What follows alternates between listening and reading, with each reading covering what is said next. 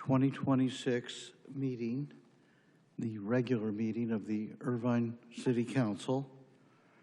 The time is 4:05 p.m.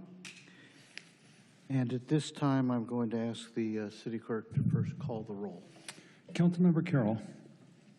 Here. Councilmember Gall.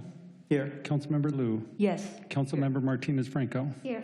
Councilmember Treseder. Here. Vice Mayor Mai. Here. And Mayor Agron. Here. The roll having been called, I'm going to now ask the city clerk to please tell our friends who are participating or wish to participate remotely how they may take part in today's meeting, and this will also be of value to those who are gathered here in person. Go right ahead. Thank you, Mayor. Members of our audience who wish to speak may submit their name into one of the speaker kiosks next to the city clerk or in the main lobby. We also offer the ability to provide live comments via Zoom and submit written comments through our e-comment system. For those who wish to participate virtually, visit zoom.us using any web browser or the Zoom app on smartphones or tablets and enter meeting ID 160-043-4844. The passcode is 272906. You may also dial in by calling 669-254-5252 or 669-216-1590 and entering the same meeting ID and passcode. Those who wish to provide comments via Zoom are asked to enter the speaker queue by raising their hand electronically. The city clerk will call your name and allow you to unmute your microphone at the appropriate time. Those dialing in by telephone will be identified by the last 3 digits of their telephone number. We ask that you please state your name for the record. The time limits per speaker are noted in the posted agenda and are established based on the number of requests submitted. All requests submitted after the first speaker is called shall receive 90 seconds. Those who wish to provide written comments may do so by clicking e-comment on the City Council meeting agenda webpage at cityofirvine.org/ICTV. All comments will be provided to the City Council as part of the meeting record and will be uploaded to the city's website. For technical assistance with Zoom before or during the meeting, please call 949-724-6078. For any other questions or assistance, please contact the City Clerk's office at 949-724-6205 or via email at clerk@cityofirvine.org. Thank you, Mayor. Thank you, Mr. Peterson. With that, we'll move to the first item on our agenda, which is a closed session. At this time, I'd like to turn to our city attorney, who can describe the items in closed session, which will be recessing to momentarily, I hope. Mr. Melching, if you would please identify items 1.1, 1.2, 1.3 for the benefit of those who are tuned in. Thank you, Mayor. As you noted, we have 3 items on for closed session consideration this afternoon. The first 2 items are both conferences with real property negotiators under Government Code Section 54956.8. For the first, the property is 510 Technology Drive, and the agency negotiators are Sean Crumby, the city manager, Pete Carmichael, the assistant city manager, Jeff Melching, the city attorney. The negotiating parties are the city of Irvine and Jeff Shaw, vice president of leasing at the Irvine Company. Under negotiation are price and terms of payment. The second of those 2 real property negotiations concerns 4242 Campus Drive in Irvine. That's at zip code 92612. The agency negotiators are Sean Crumby, the city manager, Michelle Grettenberg, the assistant city manager, and Jeff Melching, the city attorney. The negotiating parties are the UC Regents, and under negotiation are price and terms of payment. The third item is a conference with legal counsel concerning anticipated litigation. This is a matter regarding the initiation of litigation under Government Code Section 54956.9D4, and there's 1 case in that category, and that's all. Thank you, Mr. Melching. Mr. Peterson, are there any requests from citizens who wish to be heard? No, Mr. Mayor. There being no requests, at this time we'll recess to closed session. The time is 4:11, and we expect to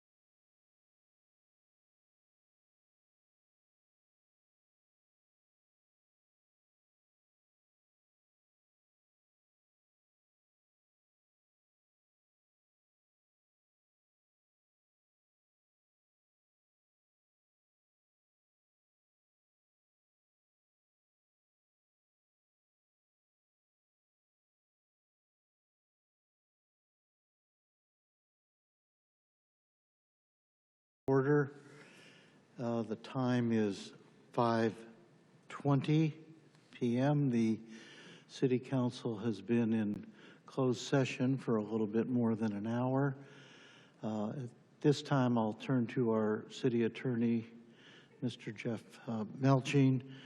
Was there any reportable action, Mr. Melching? Mayor, there was lots of good, hearty discussion, but no reportable action tonight. Excellent. Thank you.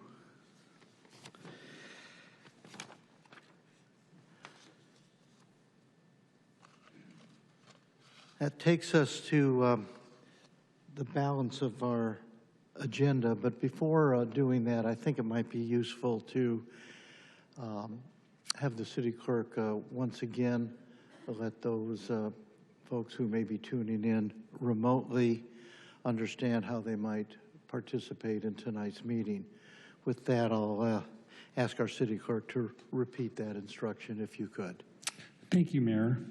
Members of our audience who wish to speak may submit their name into one of the speaker kiosks next to the city clerk or in the main lobby.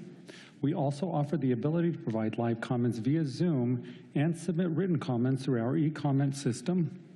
For those who wish to participate virtually, visit zoom.us using any web browser or the Zoom app on smartphones or tablets and enter meeting ID 160-043-4844.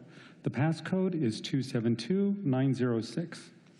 You may also dial in by calling 669-254-5252 or 669-216-1590 and entering the same meeting ID and passcode. Those who wish to provide comments via Zoom are asked to enter the speaker queue by raising their hand electronically. The city clerk will call your name and allow you to unmute your microphone at the appropriate time. Those dialing in by telephone will be identified by the last 3 digits of their telephone number. We ask that you please state your name for the record. The time limits per speaker are noted in the posted agenda and are established based on the number of requests submitted. All requests submitted after the first speaker is called shall receive 90 seconds. Those who wish to provide written comments may do so by clicking e-comment on the City Council meeting agenda webpage at cityofirvine.org/ICTV. All comments will be provided to the City Council as part of the meeting record and will be uploaded to the city's website. For technical assistance with Zoom before or during the meeting, please call 949-724-6078. For any other questions or assistance, please contact the City Clerk's office at 949-724-6205 or via email at clerk@cityofirvine.org. Thank you, Mr. Mayor.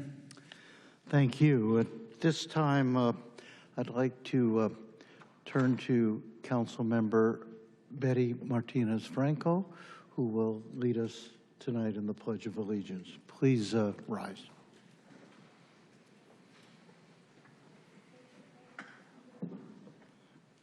I pledge allegiance to the flag of the United States of America and to the republic for which it stands, one one nation, under God, indivisible, with liberty and justice for all.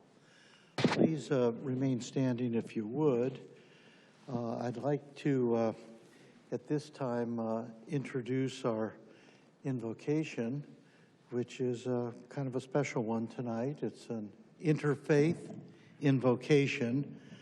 I wish to welcome Rabbi Yisrael Senior from Beth Jacob Congregation of Irvine, Sheikh Mohammed Faqih from the Islamic Center of Irvine, and Senior Pastor Reverend Dr. Sarah Halverson Kano from Irvine United Congregational Church.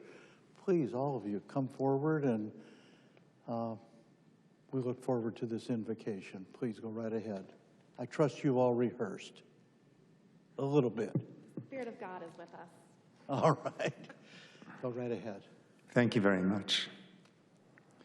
Master of the universe, we live in a world that is fractured and divided. Religious views, political affiliations, geopolitical events, multiple wars presently being waged. These are issues that many of the Irvine residents feel passionately about, with many lining up on opposite sides.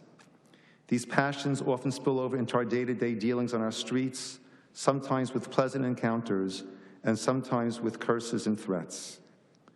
We, the religious leaders and our city council, carry a great responsibility. Regardless of our own personal persuasions, our public discourse, forums, and meetings must spread unity, respect, tolerance, camaraderie, and love to all human beings, all created in the image of God.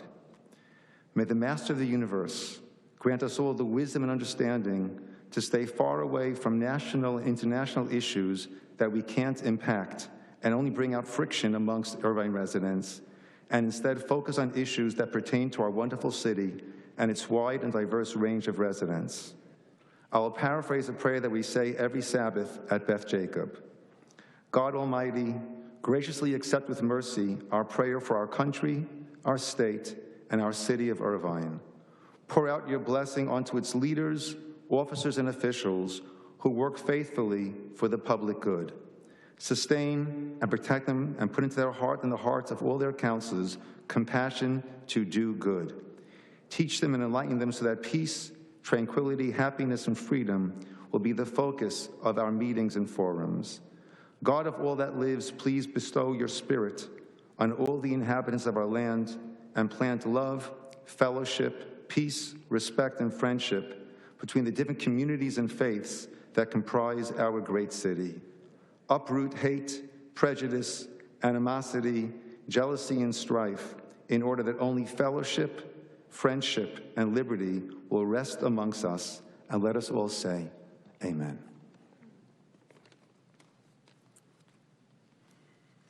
This gathering this evening occurs when holy seasons converge.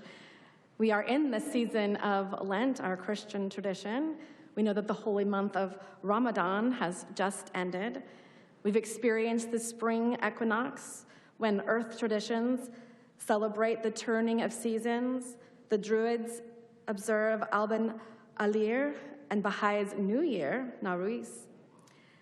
With Passover coming soon, and of course, today we gather being mindful of what it means to be in community, not in a intentionally holy way, but in a way that comes together with respect for the dignity of all humanity. In my tradition, during the season of Lent, we are invited into reflection, into reorientation, a recommitment to love of neighbor, calls that echo in each of our sacred observances. So as we enter into this time, may we be mindful of the many members of our community, those who live and work in the city of Irvine. May we speak a language of peace and protection, and that the intention of this gathering be for the good of community, as the hope of our city is held gently the dignity of neighbor respected, and safety upheld. May wisdom guide decisions, especially when the paths forward are complex. May courage rise when justice calls for clarity and conviction. May compassion shape not only what is decided, but how we listen to one another. And may all those who are impacted by these decisions, especially those whose voices are often unheard, be centered in your care and the care of all of us as one community. Amen.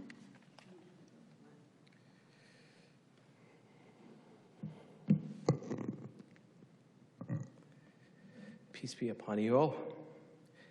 In the name of Allah, the most merciful, most compassionate, all praise is due to Allah, the creator of the heavens and the earth, the one who is just and the most compassionate. I stand today here and I send peace and blessings upon Prophet of God and all of the prophets before him who taught us to stand for justice, to serve humanity, and to uphold dignity for all people. I pray and I ask the Lord to bless this gathering and those entrusted with leadership and service.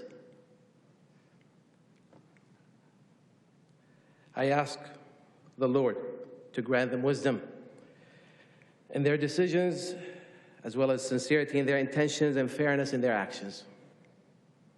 I pray that we are all guided to serve our communities with integrity, to uplift those who are in need, and to protect the weak, and to promote peace, justice, and mutual respect among all. O Allah, bring our hearts together upon what is good, and allow us to be instruments of compassion, understanding, and unity in our society. Help us to speak truth with wisdom and act with humility, and to work together for the betterment of all. I would like to conclude, actually, with a prophetic prayer that was taught to us by Prophet Muhammad, peace be upon him, that is especially relevant in time of difference and decision. اللهم رب جبرائيل وميكائيل وإسرافيل فاطر السماوات والأرض عالم الغيب والشهادة أنت تحكم بين عبادك فيما كانوا فيه يختلفون اهدني لما اختلف فيه من الحق بإذنك إنك تهدي من تشاء إلى صراط مستقيم, he said, which means, O Allah, Lord of Jibreel, Gabriel, Michael, and Israfil, the mighty angels, creator of the heavens and the earth, knower of the unseen and the seen. You are the one who judges between people and their differences. Guide us to what is true, to what is just, and to what is right. Indeed, you are the source of peace, and from you comes all goodness. We ask for your guidance, for mercy, and for the strength to fulfill our responsibilities with excellence. Amen. Thank you. Thank you so much. Please be seated.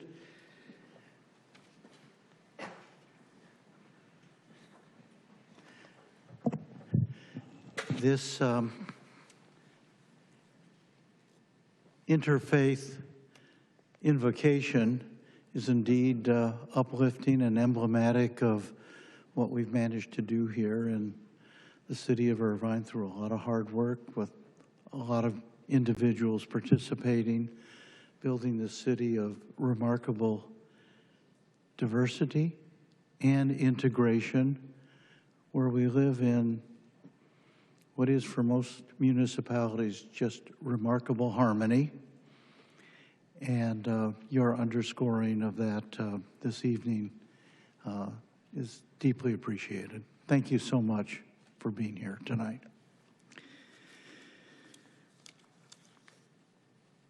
With that, we move on to presentations. This is item 2 on our City Council agenda, item 2.1.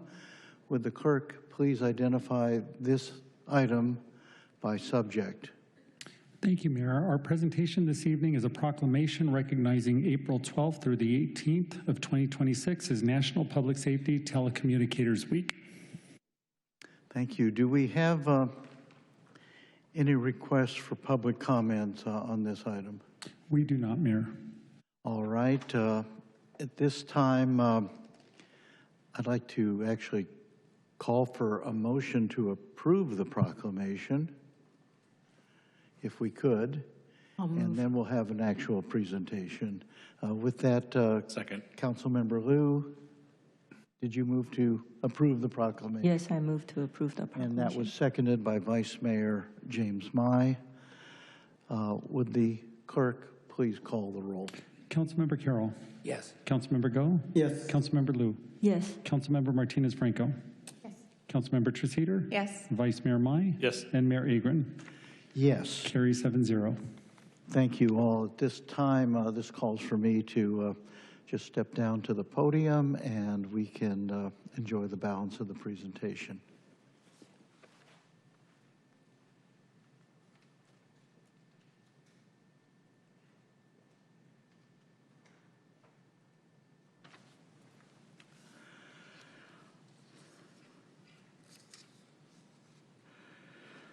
All right. At this time, it's my pleasure to invite forward the members of the Irvine Police Department and the Orange County Fire Authority Public Safety Communication Bureaus. If you would all come forward at this time.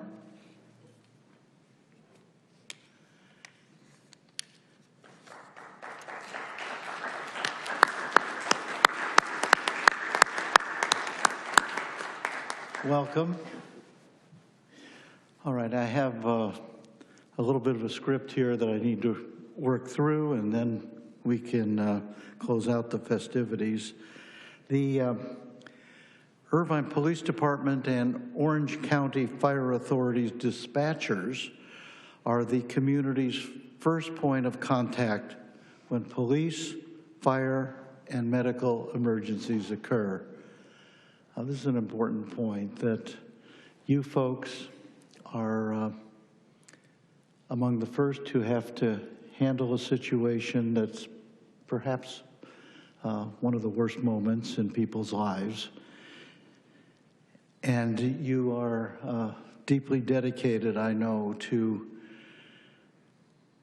as highly trained professionals, committed to being the vital link between the community and emergency services. People don't see your faces, but they hear your voices. The Irvine City Council as a whole wishes to commend the public safety dispatchers for their tireless efforts on behalf of the Irvine community. And with that, I'm now going to read the proclamation, which is I think worth reading in its entirety because in this, what we proclaim as America's safest big city, the bonds of trust between our city council and our police department, our community at large, individuals in our community and the police department are essential to our success. In recognition of National Public Safety Telecommunications Week, whereas in 1994, President Clinton and the United States Congress established the second week of April to be National Public Safety Telecommunications Week, and whereas the public safety dispatchers of the Irvine Police Department and Orange County Fire Authority's communications bureaus are the first point of contact for the public when police, fire, and medical emergencies occur, and public safety dispatchers play a crucial role within the departments to protect our diverse and dynamic community with professionalism, integrity, and respect. And whereas these frontline first responder dispatchers are dedicated, highly trained professionals committed to being the vital link between the community and emergency services, and whereas Irvine Police and Orange County Fire Authority public safety dispatchers, through ongoing training, leveraging technological advances, and ongoing partnership with the community, will support field personnel with timely and accurate information in order to uphold the law and protect the value of life and property. And whereas the Irvine City Council commends public safety dispatchers for their tireless efforts on behalf of the Irvine community, now therefore, the City Council of the City of Irvine does hereby proclaim April 12th through 18th of 2026 as National Public Safety Telecommunicators Week, and joins in honoring the women and men whose diligence and professionalism contribute to the safety of police and fire personnel and the community they serve. So with that, I'll present that to one of you, but first ask if there's an appointed person or a willing person to come forward and say a few words. Tell us about the work you do. No? Well, let me just say the entire City Council the other evening was at the police annual awards and recognition event, and a big part of the film, the video there, was actually hearing and seeing the response to a call for help. And I must say, it was for me, and I'm sure for my colleagues as well, just very moving, you know, and a situation of an emergency, to be able to make that call and have somebody who's well-trained, knowledgeable, and can shorten the time between the occurrence of the emergency and when help arrives. There were several awards given for life-saving dispatches that were made, and all we can say is thank you for the wonderful work you do. One last chance, anybody can say a word. Otherwise, I'm just going to invite my colleagues down, and we'll hand this to one of you and take a picture. Okay? All right. Big round of applause. Thank you.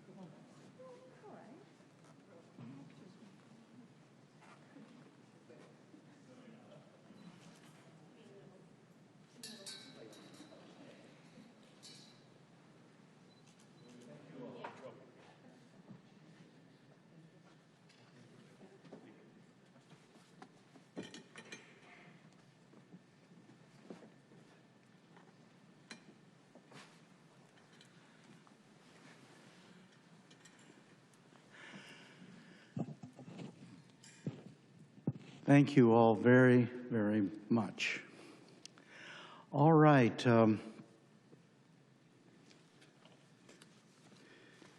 With that presentation now concluded, we turn to our city manager. Oh, I'm sorry. We turn to public comments for non-agendized items.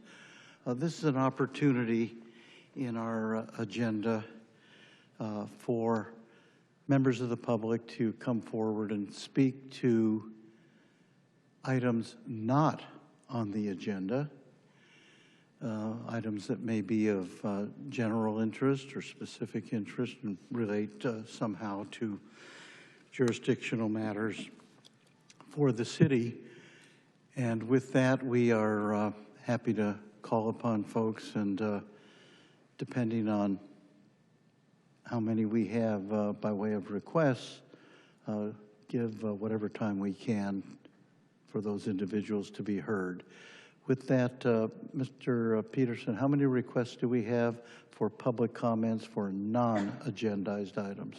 Thank you, Mayor. We have 12 requests to speak. We have 11 in person and 1 via Zoom. All right, I'll tell you what, why don't we give up to 3 minutes for all of them, but let's close the queue now so that we can limit this roughly to a half hour, all right?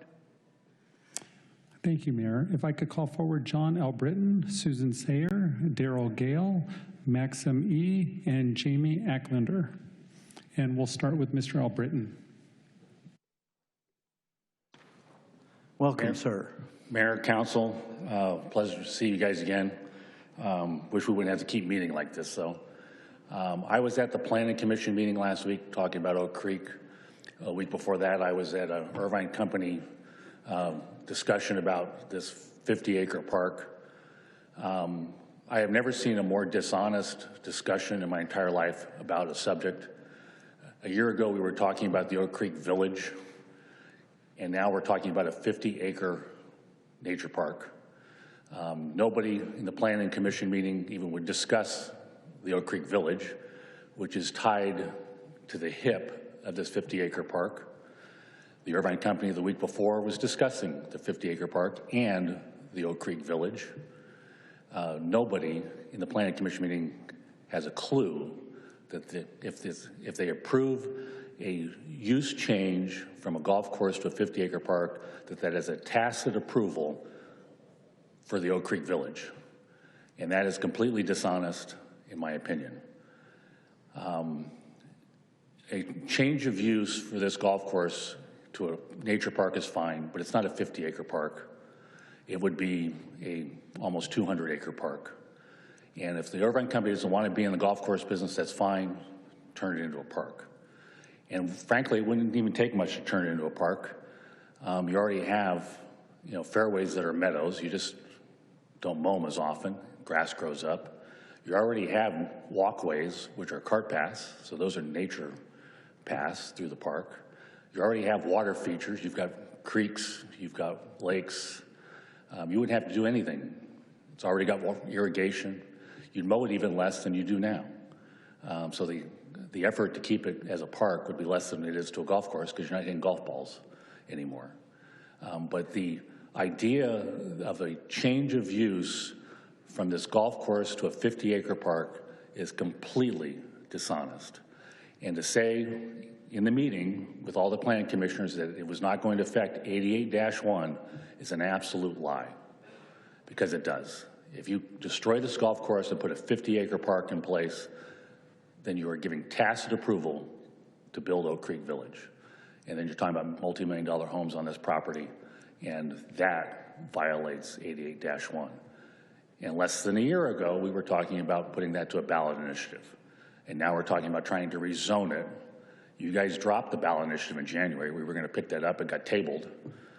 The citizens of Irvine have tried to put up a ballot initiative out there to solve this problem. And then we've got some bad information on an accreditation for what newspaper we had to be in. This whole thing is completely dishonest, and I think you guys need to stop it. Thank you. Thank you. Susan Sayer. Welcome. Hi, good evening. My name is Susan Sayer, and I'm a longtime Irvine resident. I have zero tolerance for dishonesty in Irvine decision-making process, including for the city council member decisions that are dictated by special interests, be they by personal business connections, financial donors, or by other elected office holders. All council member decisions should be based on what the council member believes to be in the best interest of their constituents. That is the duty they swore to uphold upon being elected. When council members find themselves in the position of having a conflict of interest, they should recuse themselves from discussing and voting on the agenda item. The consequences of voting for or against agenda items based on the will of outside influence rather than upon the best interest of Irvine residents should include removing their vote from the record and requiring that the council member recuse themselves from discussing and voting on the issue and related issues should they appear on future meeting agendas. It is important to note that council members who vote based on special interest influence rather than on the best interest of their constituents will likely lose the trust, confidence, and support of their constituent voters for future election cycles. Thank you. Thank you for your comments. Darrell Gale. Welcome. Thank you. It may be too late to stop the inevitable apocalypse, but maybe we can temporarily delay it. First, I want to speak about MPP, Make Polluters Pay. This is upcoming state legislation where we hold multi-billion-dollar big polluters like ExxonMobil, Shell, BP, and Chevron accountable for big oil spills, massive air and water pollution, and the ever-worsening climate crisis. Smaller cities and rural areas are planning on using the California Superfund for air conditioning in public schools, upgrading public transit, and cleaning up local water supplies or filters for advanced pollution controls, smelly toxic local industries. This legislation will not drop before August and is slated for 2027. But you might want to start thinking about it, how maybe you could use it to improve various aspects of Irvine.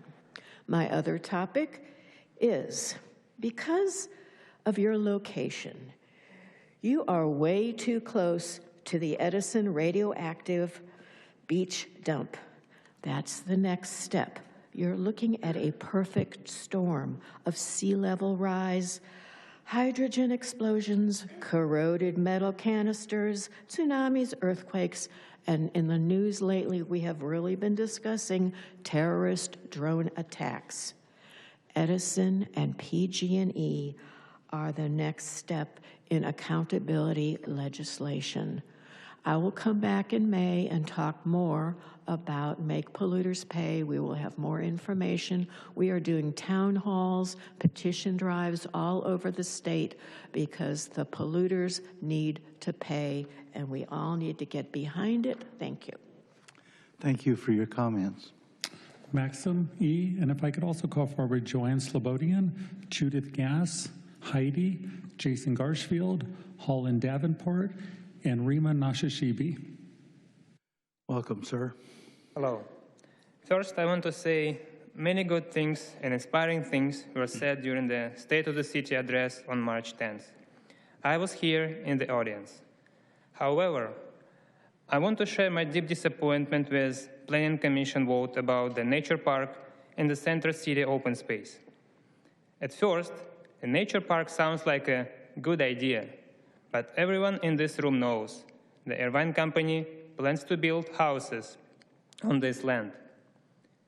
That land, water decided to protect forever in 1988. Another concern is this.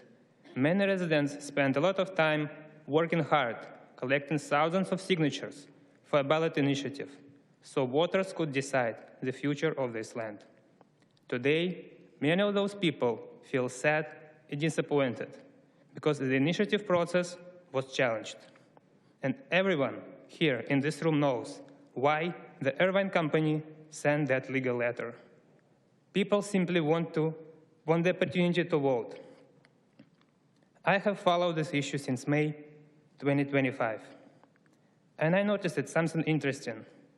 Some people who previously spoke in favor of housing on this protected land are now speaking in favor of nature park.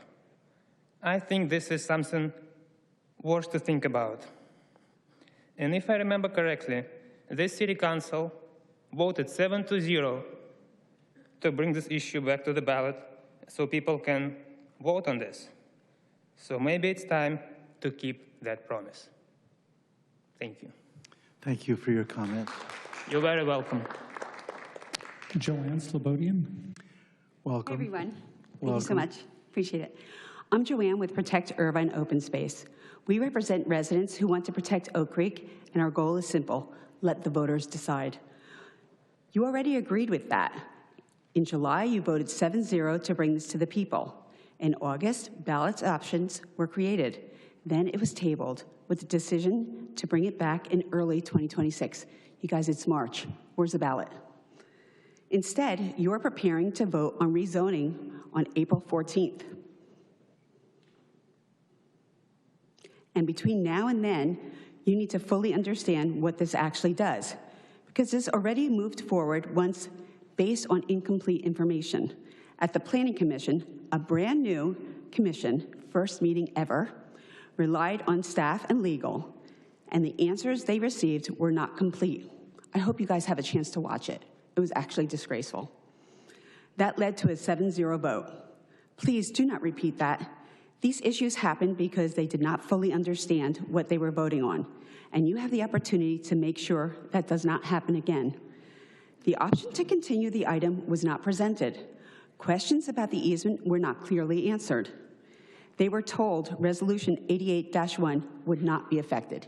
Your city staff told them it would not be affected. That is not accurate. This rezoning strips Oak Creek of its protections, opening it up for development. Councilmember Melinda Liu, you know how I appreciate you so much. You explain agendas and recap meetings so the public can understand them, and I really love that. So I ask you, and I ask all of you, can you clearly explain this after the April 14th vote? If you can't explain it simply, you should not be voting on it. Keep your promise. Bring this back. Put it on the November ballot. Let the voters decide. And to everyone here, go to protectirvineopenspace.com. Join us. Donate to support our legal effort. Show up on April 14th. So this is not your decision to make. It belongs to the people of Irvine. Send it to the ballot and let them decide. This is how we take Irvine back, by putting this decision where it belongs, with the people. Thank you so much. Thank you for your comments. Welcome. Hi, everyone. Hi, Mayor. Good evening, Councilmember Carroll. It's nice to see you tonight, have our Turtle Rock representation here, as well as Oak Creek representation. My name is Judith Gass. I'm a long-term resident. I have not spoken at this podium since probably 2017, where I was helping a similar initiative, but maybe a little bit different, called the Irvine for Responsible Growth Initiative, where we were focused on managing growth within the city of Irvine, managing development, helping to manage our open space. I am here tonight because I too was at the Planning Commission meeting and saw the vote and the debacle that went through with that. So I am here tonight to re-emphasize to you guys, when you're considering this zone change, this is piecemealing this parcel of land. There was a vote in 1988. The people talked about it. The people voted on it. You promised to put it on the ballot again. It needs to go to a vote. The people need to speak. This cannot be another Veterans Cemetery kerfuffle. The people voted on that, and the local residents spoke and said, we don't want a cemetery here. That's what's going on here now.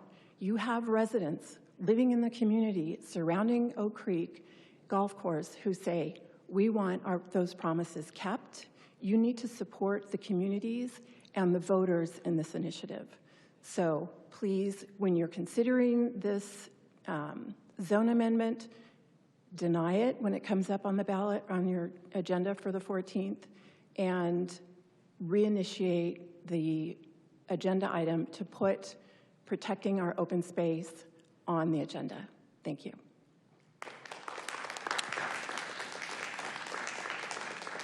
Thank you. Heidi? Welcome. Thank you. City members of the council. I wanted to speak about the Planning Commission meeting last Thursday and the deceitful messaging of the nature park. First of all, I want to talk about Jeff Pearson, who is Mike Carroll's appointee. He was the biggest proponent of the nature park, and Mike Carroll was also the council member that introduced the nature park. So that was an interesting coincidence there. I also want to mention Jennifer Rigby. She's been hired to do the planning for the nature park, and she doesn't have any background in construction or EIRs. She is an interpretive marketing specialist. And there's just a lot of talk about the landscaping, and you've reduced our open space down to just landscaping. We should be talking about easements. We should be talking about EIRs, environmental impact reports. And also on the Nature Park website, they talk about, well, first of all, Jenny Rigby, she claims to be a 10-year naturalist, but on the website, one of her renderings, she speaks of riparian woodlands that will be lining this nature park. When you're alongside traffic and you're under power lines, the SCE power lines, there's no way that pollinators, there's no way riparian woodland is going to survive. So this is more deceitful messaging. It's a mess. You should go watch the meeting. It was a mess, just an amateur hour. And then let's see here. That nature park website, there's a lot of talk about community feedback, and I think we should question the credibility of this feedback. We've already confirmed that Peyton Shim, who has spoken several times in support of the development, is a TIC employee. I met her in person at an Irvine company-sponsored Oak Creek info session. So I highly recommend that you audit these surveys, this online feedback that they're claiming that they're having. It's probably just as false as Peyton Shim. And last but not least, the flyer that I've handed out. So I checked out the website before the Planning Commission meeting, and for a company that's talking about and bragging about community feedback, Orange Tree and the Ranch was not included on their list of communities that they were inviting. So those are screenshots that I've submitted to you. And in the first one, on March 19th, before the Planning Commission meeting, you can see that they were not there. And then after the meeting, after I complained about it, magically it reappeared. So there you have it. Thank you very much. Thank you. Jason Garshfield. Welcome. Thank you. At the State of the City speech 2 weeks ago, the mayor used the term vehicular violence to refer to traffic fatalities. This is a turn of phrase that's been used in this council before, and while it may seem trivial, I'd like to issue something of an objection to it. Traffic fatalities are a serious problem, and we should be doing everything we can to prevent them, including fixing the line of sight issue at Cross Creek Apartments that I've mentioned multiple times for a year. But the term violence is generally understood to imply a degree of malicious intent, which is absent in the vast majority of motor vehicle accidents, which are caused by driver negligence. I believe that framing traffic accidents as violence is a veiled assault on the concept of the motor vehicle, the so-called mechanical Jacobin, which, for all its drawbacks, has allowed the modern American an unprecedented degree of freedom and self-determination. However, while we are on the topic, I would like to discuss the issue of auditory violence, For the past 5 years, Waste Management has been taking the garbage out at my apartment complex, Cross Creek Apartments, at 8 a.m. Saturday mornings. This involves 10 or 15 minutes of large dumpsters being repeatedly smashed against the curb. Earplugs and other reasonable attempts to block the noise have made no difference. I believe that it is inappropriate for early mornings on the weekends. Weekdays are fine, but people should be permitted to sleep in on a Saturday. So I'd like to see whether there could be some kind of amendment to the city noise ordinance to prevent this early trash pickup. While we're on the topic of sleeping in on Saturday, I think it's time Irvine loosen its restrictions on bars and alcohol serving establishments. I am familiar with the many dark sides of alcohol, but it is also true that when it is expunged from a society, some valuable social element is lost. Now, since I got 1 minute more than I expected, I will talk about the Oak Creek Golf Course, this postage stamp of land which has preoccupied us for a year. I certainly understand the concerns about green space, but I don't know whether a golf course is the best use of that green space. So if we're going to preserve it as such, maybe we should knock down all the fill in all the holes in the golf course and turn it into an actual park which is open to the people. As far as affordability, as a somewhat younger Irvine resident, I think it's a bit irritating to hear older people who made their lives in this city just completely dismiss the issue of affordability. The American dream of home ownership should not in Irvine be relegated to a dream of retirement. Thank you. Holland Davenport. Welcome. Thank you. Good evening, Mayor and Council members. My name is Holland Davenport, and I am a resident and proud community member of Irvine. I'm here this evening because my husband and I recently received a violation notice under the city's loud or unruly party notice. This occurred at approximately 8 p.m. while we were hosting a small family gathering. We had 6 guests, all family, in our backyard. When officers responded, we asked a simple question. What are the specific noise ordinances for this city? What time restrictions apply, and what measurable standards define a violation? The officer told us there are no clearly defined thresholds, no specific quiet hours, and no objective decibel limits. I'm actually here today because the officer was really nice, and he said if he was in my position that this is where he would be. I understand that the ordinance is rooted in California Penal Code 415, which uses the phrase willful and unreasonable noise. But when there are no defined quiet hours or measurable standards at the city level, that determination is left entirely to subjective interpretation. That raises an important question. Who decides what is unreasonable?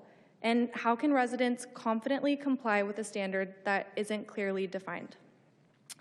That lack of clarity is deeply concerning. As residents, we want to follow the law, but it is difficult to do so when expectations are not clearly defined and enforcement appears to rely on subjective interpretation. It also creates a situation where a single neighbor complaint can carry significant weight without clear objective standards to guide enforcement. Our notice states that based on the loud, unruly party ordinance, a second complaint can result in a citation, a $1,000 fine, and even arrest, which means for the next 30 days, we are not inviting anybody, including family, over to our home. Without clear guidelines, there are limited safeguards to prevent this process from being misused or applied unevenly. I want to be thoughtful in how I say this, but I would be remiss to not share that we're concerned we may be being targeted. My husband is Middle Eastern, and this experience has left us feeling uncomfortable in our own home and uncertain about whether we can safely host even small family gatherings without the risk of escalation, and no resident should feel that way. This is not about opposing noise regulations. It's about ensuring these regulations are clear, fair, and applied consistently to all residents. I respectfully ask that the council take these specific actions to improve clarity and fairness by establishing defined quiet hours, providing objective, measurable standards, and implementing safeguards to ensure consistent and unbiased enforcement. Thank you. Your time is up. Thank you. Thank you for your comments. Rima Nashashibi. Welcome. Thank you. Mayor Agrin, Vice Mayor Mai, Mike Carroll, Melinda Liu, Betty Martinez-Franco, and Kathleen Treseder, and Chief is gone. My name is Rima Nashashibi, but I'm not here as the founder and president of Global Hope 365. I'm here as a commissioner on the Orange County Commission on the Status of Women and Girls, and we just issued an inaugural report, and which we have provided a copy for each one of you, so I'm an ambassador from that commission. And I wanted to share some statistics with you about the status of women and girls in Orange County. So unemployment rates for OC women are 4.1%, and they're lower than California women, which are 5.5%. For household income, Orange County homes have a lower percentage of low income under $75,000 compared to California, and a higher percentage of high income above $150,000 versus California women. OC women make more on average per year, $3,492 compared to California women, although there is slightly wider gap, 1% difference between women and men reported earnings. OC women have a slightly lower poverty rate, 10% compared to California women, which is 13%. As far as healthcare, the highest rate age category of uninsured Orange County women is between 26 to 34 years old, with almost 1 in 10 women not having health insurance. As far as OC girls' mental health, among 9th and 11th grade students, rates of girls reporting that they seriously considered suicide and rates of girls reporting chronic sadness and hopelessness are both slightly higher than boys. However, these rates have decreased compared to previous years, but those still need to be addressed. As far as violence and domestic abuse, weapon-related domestic abuse increased over the years in Orange County, with approximately 80% involving a personal weapon. Unhoused victims of domestic abuse has increased since 2019. Among all juvenile arrest categories, violent property, sexual, drug, and others, the number of arrests involving females are much lower than males.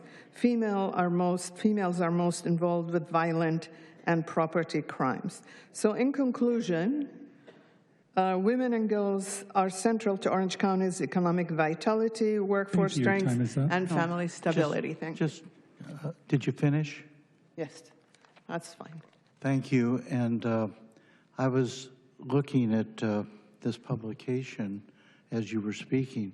This is a remarkable publication. Thank you so much for all the work that went into it, and I'm sure I and my colleagues will have a chance to delve into it further, the various trends and so forth.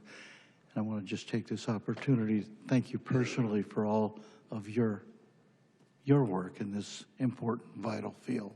Thank you. Thank you so much. It's an inaugural report, and we're very proud of it.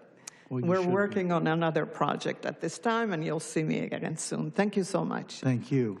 Thank you. Jamie Acklander. Welcome, sir. Thank you. Hello. Thanks for giving me this time to talk to you.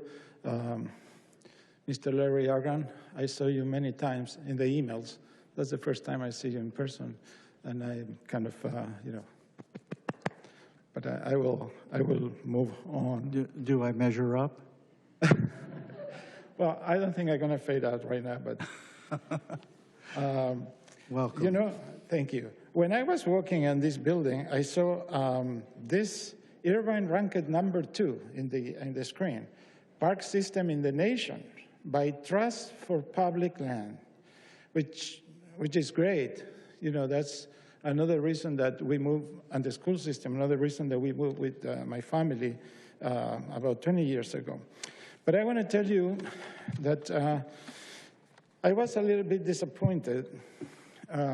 It's not going to, I don't want to bring gossip for the others meeting, right? But it's related to the point that I want to mention here. We have a discussion with the Planning Commission last week, and it was about the rezoning of the Oak Creek. Yes, it's a golf area. We know about that.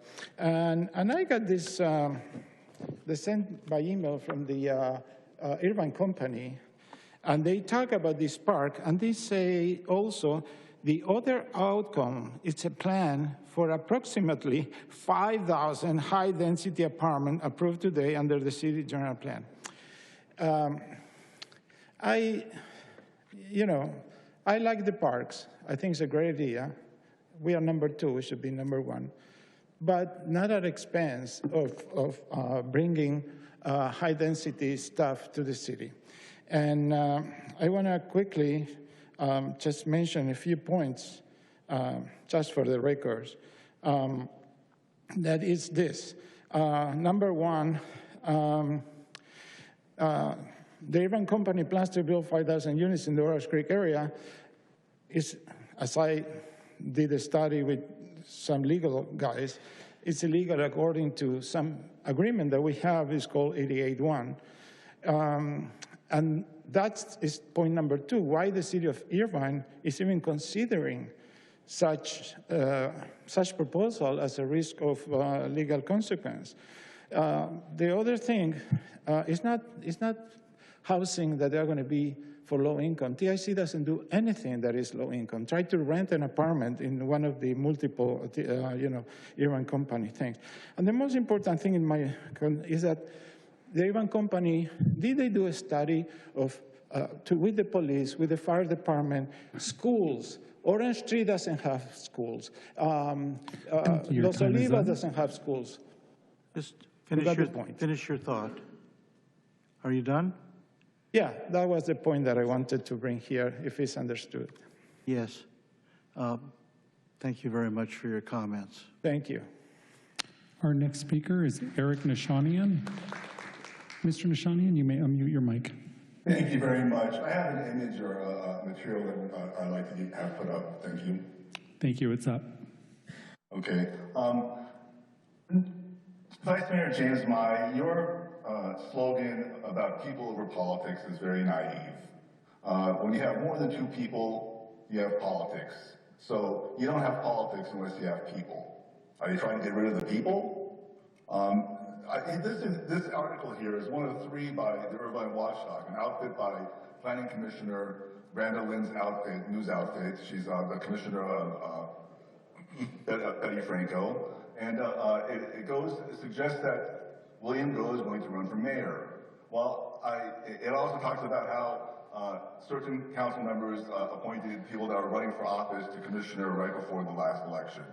Now, my problem with William Goh is that he's operating as a principal or employed by businesses operating here in Irvine without business licenses while he was a council member, or he was, or he currently is. And I hope he doesn't follow the same route as Mayor Farrakhan, where she briefly ran a business, executive search for accountants here in Irvine, Horizon Consulting, I believe, briefly, and then when it was exposed, shuttered that business.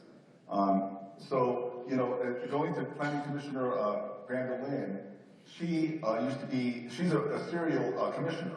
I mean, she's been doing this since like 2018. She was last the commissioner for Farrakhan. And then what did she have to do? Ironically, she ran for mayor, and she called Mayor Khan corrupt. This was after the blow-up of the Armenians. And then what happened? Well, she lost, and then Betty Franco won for the district. And guess what? Now she's Betty Franco's commissioner. And then Betty Franco accepts a donation from corrupt Farrakhan. How much more political nonsense is going on around here? You have planning commissioners with newspapers going after council members for political purposes, and you guys are talking that you're not doing politics, that you're for the people. I'm for putting the initiative for the people to vote on what's going on over there at Oak Creek. It's enough already. You guys are talking to the Irvine company. You're really speaking to the Irvine company and Great Park, the other developers. You're not speaking for the people. You're doing all this for them. Stop it. It's freaking out in the open. We all see it. I didn't go to that planning commission, but I've seen other commissions that are just ridiculous. They're shows. Nobody's doing anything for the people. You guys are doing kabuki dance. At least get the costumes. Thank you. Mr. Mayor, I know you asked me to close the queue. I'll defer to you, but there were 3 very late requests so in the Zoom queue, so I'll defer to you on that. Let's, in the interest of inclusion, let's give them each 90 seconds, all right? Thank you, Mayor. Our next speaker is Joe Silverstein. Joe, you may unmute your mic.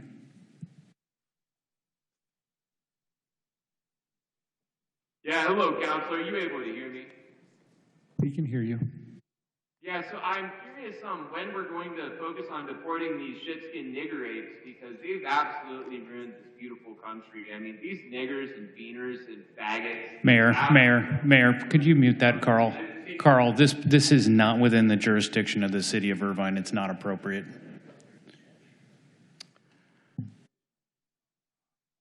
All right, move on.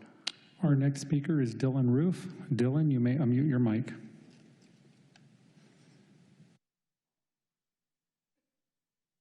Hello? Okay. Kill all niggers, kill all niggers, kill all. Mayor.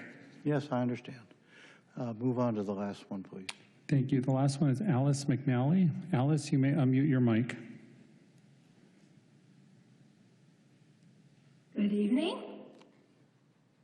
I'm speaking again in support of Mayor Agron's proposal to move the nuclear waste at San Onofre to higher ground.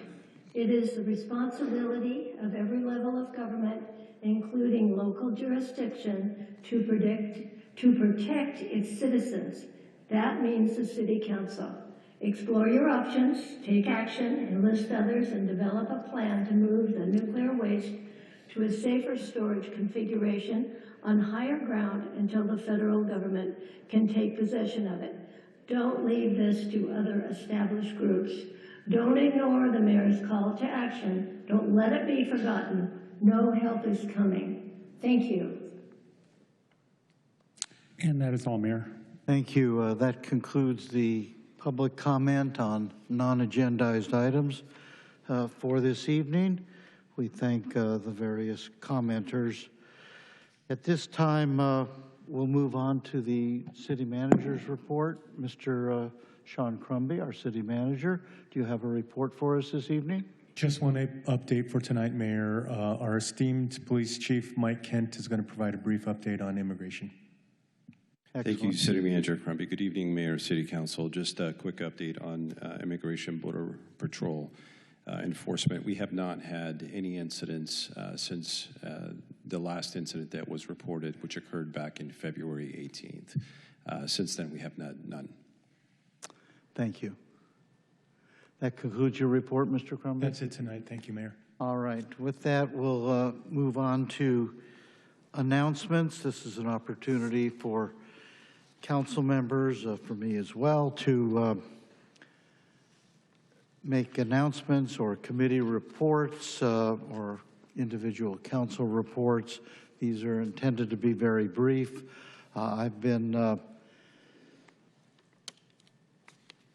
privileged to be in touch with some students and want to take this opportunity before turning to my colleagues to congratulate 3 students, Caitlin, Noor, and Jaden, who won 3rd prize in the high school Western Division of the 2026 C-SPAN Student Cam documentary competition for their video titled "The Key to a Healthy Democracy," about how the legacy of the Declaration of Independence inspires youth community service, and how that service in turn strengthens our communities in a uniquely American way through civic engagement.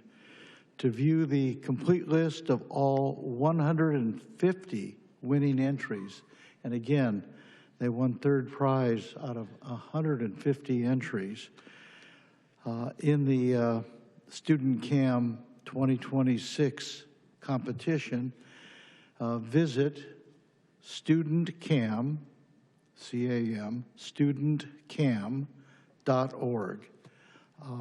These are fine young people. They allowed me to say a few words about the Declaration of Independence and integrated that into their documentary. And these bright, wonderful young students give me and should give others a lot of hope for the future. With that, I'll turn to my colleagues now, and then I have some further announcements after we've heard from others. Turning first now to Councilmember Betty Martinez-Franco. Please go right ahead, Councilmember. Thank you. Good evening, everyone. Before I share my updates, I want to take a moment to acknowledge the deeply painful news reported by the New York Times regarding the sexual abuse allegations tied to Cesar Chavez.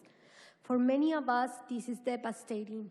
It shakes something we have long held with pride in our community, but we cannot look away from the truth, especially when it comes to women who suffer in silence for years.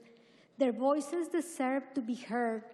Their experiences deserve to be acknowledged, and I stand with them, including courageous leaders like Dolores Huerta. We can still honor the farm worker movement, the resilience, the sacrifice, the fight for dignity, while also being honest about its history.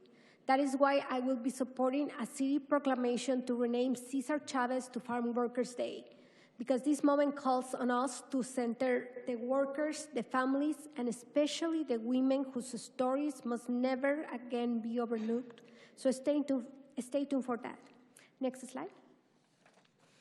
Earlier this month, my office welcomed nearly 140 Irvine residents to our town hall to discuss concerns about University Park Library and the Irvine Public Library Master Plan. I want to thank you, our city librarian, Julie Cioli, and city staff and the mayor for coming and sharing their time and expertise with the community. We are planning another meeting in the near future to continue providing updates, and we will share more details soon. Next slide. On March 13, I was proud to be part of the city's Irvine's first Women's Conference. Thank you to every woman who came ready to connect and uplift one another. I also want to thank city staff for their tremendous work behind the scenes to make this event such a success. Next slide. Yesterday, my office partnered with Tree of New America to distribute free food for our community. 112, this is the OCPA, sorry. Can you do next slide, maybe? Yes. Yesterday, my office partnered with Tree of New America to distribute free food to our community. 112 individuals attended in person and collectively represented 280 household members, with 100% of those impacted being Irvine residents. 48% of these individuals are seniors and 43 are children, showing us that the importance of supporting the multi-member families, older adults, and youth members of our community. We also found that 9 attendees used Irvine Connect to access the event. I would like to extend my sincere gratitude to all of our incredible partners and volunteers for their hard work and dedication to making this event a success and supporting our community. And can you go back to the OCFA? Last week, we have a really cool event at the OC Fire Annual Open House. And I want to thank also our Orange County Fire Authority for coming and saving 2 family households from fire. And we know that one wasn't too fortunate, but their rapid response is always helpful. On this event, it was... Councilmember, your time is up. Go right ahead. Just finish up. Go ahead. Yes. And next is, you can skip the other slide. Last, I would like you to stay connected by following me on social media. Next slide. And you can also stay up to date by subscribing to our monthly newsletter where I'm sharing updates about what is going on in District 5 and the city of Irvine. Please reach out if you have any questions or concerns. Thank you. Thank you, Councilmember Martinez-Franco. I'll turn now to Councilmember William Go. Thank you, Mayor. Hello, everyone. Thank you for joining us tonight. Have a good evening. I have updates on our recent community engagement events and board updates for OCTA and transportation corridor agencies. Next slide, please. Last week, we held our monthly District 2 virtual town hall series. This month, we featured Director Luis Estevez from Public Works and the Sustainability Department.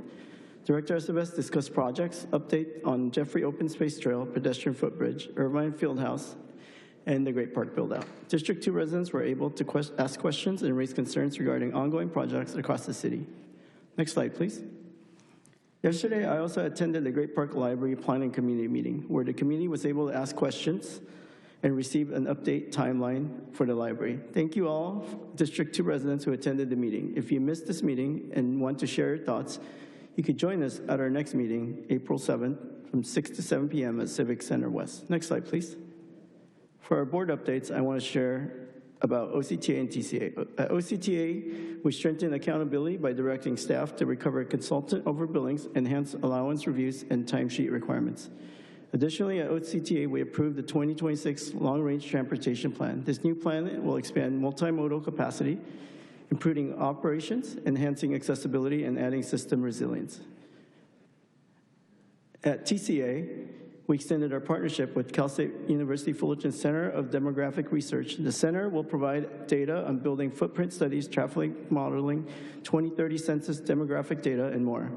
TCA also authorized a contract to provide pre-construction baseline traffic construction analysis for the 241-91 Express Connector. That concludes my public comments. Thank you. Thank you, Councilmember Go. Councilmember Liu. Good evening. I have the following reports. On March 19th, so first slide, please, sorry. On March 19th, at Vector, for Vector and Mosquito Board, we have the inspectors have been diligently checking standing water sources to prevent the spread of Aedes aegypti, aka the ankle biters mosquitoes. So look out for any standing waters around you. And next one, please. On March 17th, we had our Hotel Improvement District meeting. We discussed FIFA World Cup hotel readiness following the United States men's national soccer team base camp announcement. Next slide, please. On March 11th, at OCSEN committee meeting, we reviewed the cost of service rate study, fleet equipment replacement, and the disposal agreement with OC Waste and Recycling. Next one, please. On March 21st, I was invited to University High School's Model UN as a guest speaker and provided some advice and words of encouragement to the students attending. Next one, please. An upcoming event, we are hosting a DV awareness town hall. My office will be hosting a discussion on recognizing the signs and red flags of domestic violence and give relationship education. Visit our social media for more information, please. And next one, please, and thank you. And I would like to say that I'd appreciate if we keep this discussion cordial and really not use any racial slurs. And I think that I appreciate that Mayor has been keeping this and maintain the decorum. Thank you. Thank you. Vice Mayor James Mai. Yes, thank you, Mayor. And I have a quick and short update here on a topic that we've committed ourselves. Board member Kathleen Treseder and myself have committed ourselves to providing transparency to OCPA. And I wanted to update everyone, including the board here, members of the council, and the public. Rates are higher, of course. They're locked in now, but they may not be higher in the future. We may opt out now. If you can just go to the website and make sure to opt out there. Last week, OCPA successfully completed its first renewable energy prepayment bond transaction, which is expected to deliver an estimated 12.45% discount in wholesale energy costs, generating approximately $25.3 million in total savings over the initial 5-year period. As a result, OCPA customers can expect to benefit from greater long-term rate stability and lower electricity costs, and that is in the future. OCPA also launched its renter energy efficiency program, and that is basically 2 pieces of free equipment for anyone in Irvine. One is a portable air conditioning unit, and the other is a portable battery that can be used to charge other utilities as well. Those pieces are approximately $1,500, but are free to program recipients, all at no cost and without having landlord approval or home modifications. Priority to people enrolled in CARE, FARA, and medical baseline programs. That program is open now to April 5th, 2026, so please apply there. Also, lastly to mention is OCPA also initiated a $325,000 loan repayment, its second payment to the city of Irvine. So we are on the process of collecting back the money that we initially loaned to the agency, and that is the update. Thank you. Thank you. If there are no others, I'll conclude this segment with just a few citywide announcements here. Our city is fortunate to be home to one of the nation's top universities, University of California at Irvine, and we are proud of the longstanding partnership that we share. Last week, City Manager Sean Crumby and I had the pleasure of meeting with UCI Assistant Vice Chancellor Sherry Main to discuss our partnership and accept a check from UCI for city-provided services. This marks the 4th year of UC Irvine's voluntary support for city services, an investment that helps strengthen our community. In addition to this annual contribution, UC Irvine has supported a range of city programs and initiatives over the past year, bringing its overall contribution to $1.6 million. This ongoing investment reflects the university's commitment to the shared success and well-being of our community. I'm grateful for UCI's continued partnership and the vital role it plays in enriching the lives of our residents, supporting economic growth, and helping Irvine thrive. We all look forward to continuing our collaborative efforts to create lasting benefits for our entire Irvine community. The next announcement is regarding the Venta Spur trail crossings. We're working to improve safety and accessibility along the Venta Spur Trail and invite our community to participate in the process. The Venta Spur Trail Crossings Improvement Project will evaluate street crossings along the trail that do not currently have traffic signals. Share your experiences and feedback by attending a public meeting and completing a brief survey. Join us tomorrow, March 25th, from 6 to 8 p.m. at the Northwood Community Center to learn about the improvement project. You can ask questions and connect with the project team. The Venta Spur Trail serves as a vital part of Irvine's vast trail network. I hope you'll participate in this community engagement phase and help shape this important project. To learn more and take the survey, visit cityofirvine.org/transportation studies. Next, we've got a baby gift drive in the works here. Beginning March 29th, you can help support Irvine's adopted 211 Marine Battalion by donating new and unopened baby care items. The Irvine 211 Marine Adoption Committee is holding a baby gift drive through Tuesday, April 21st. You can drop off donations such as new baby clothes, swaddle blankets, and newborn toiletries here at City Hall, at the Irvine Police Department, right here at the Civic Center as well, and at the Great Park Visitors Center.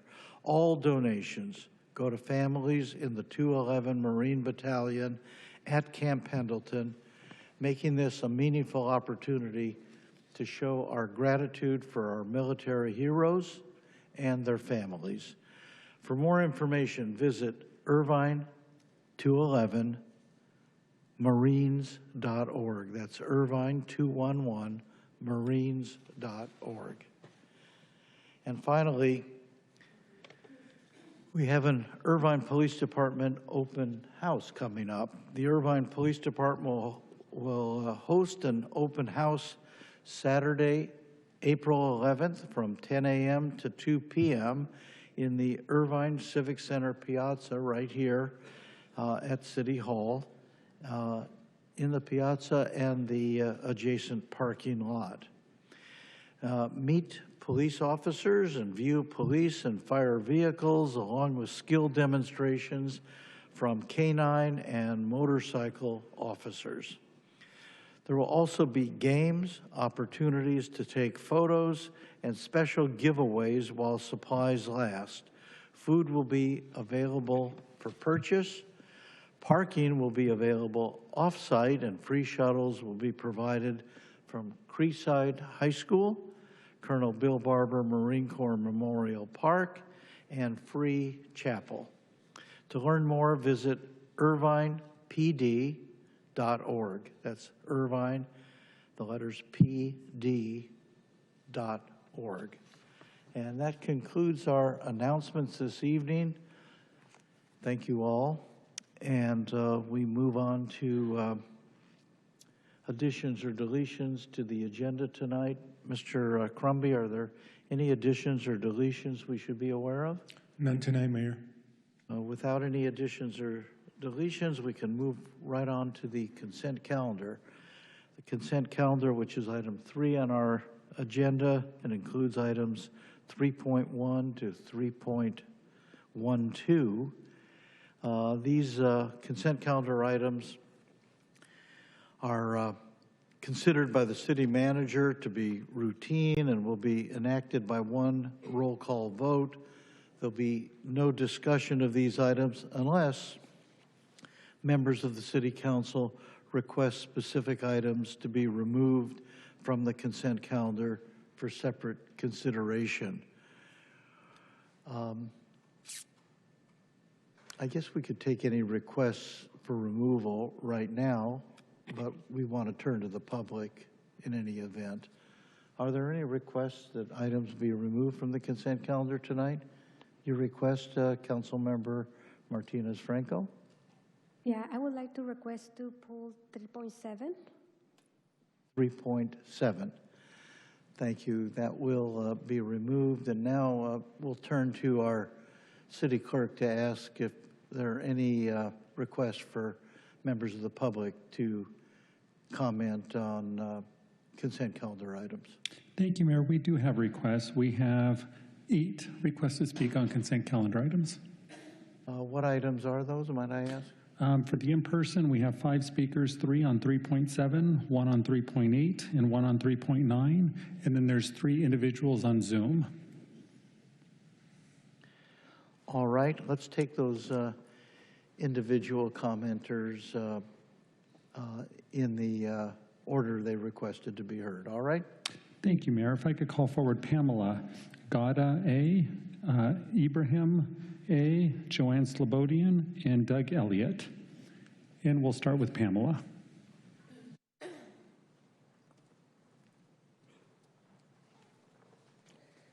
And let's leave the queue open another 2 or 3 minutes, and then we'll be concluded. All right?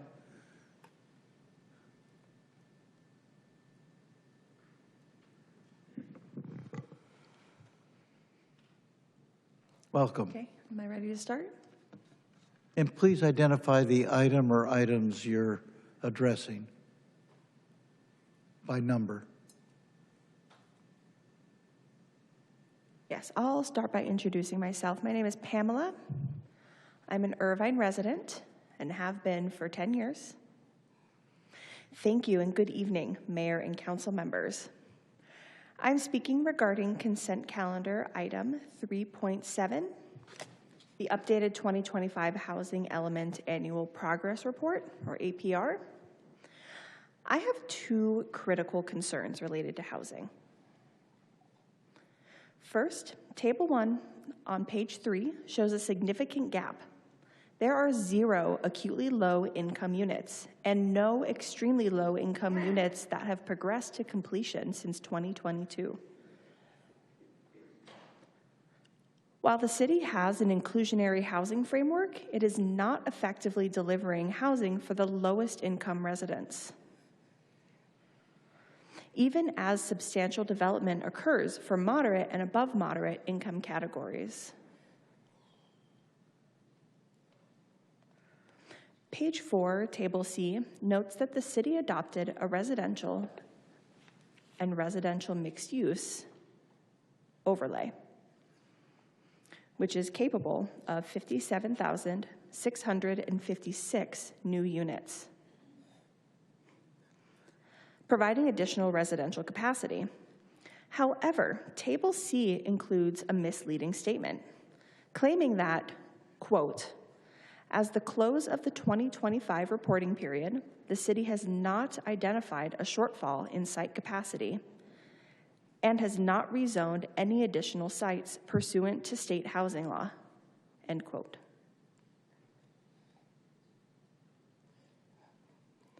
This misrepresents the ongoing lack of extremely low and acutely low income units since 2022. I respectfully urge the Council to prioritize inclusionary housing funds for extremely low and very low income households before allocating resources to higher income tiers.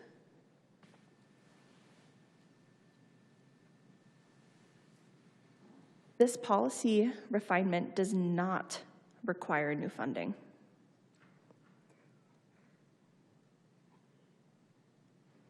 But ensures existing resources are dedicated where they are most critically needed.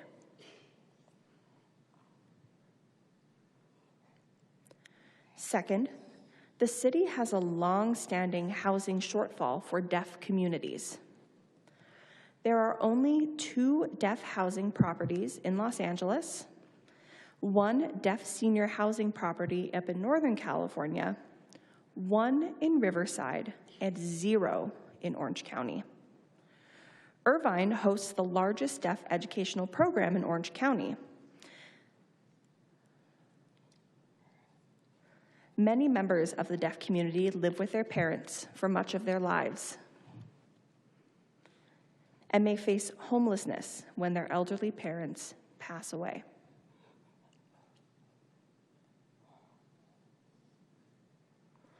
Without dedicated housing, they often have no opportunity to live independently, particularly as they reach senior years. A potential solution is to implement deaf housing to break the pipeline from school to homelessness,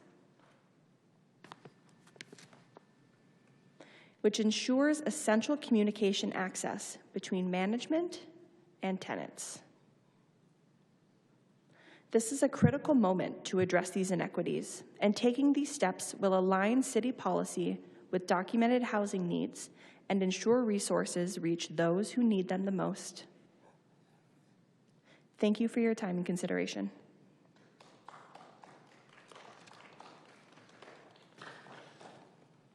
Thank you. Gada?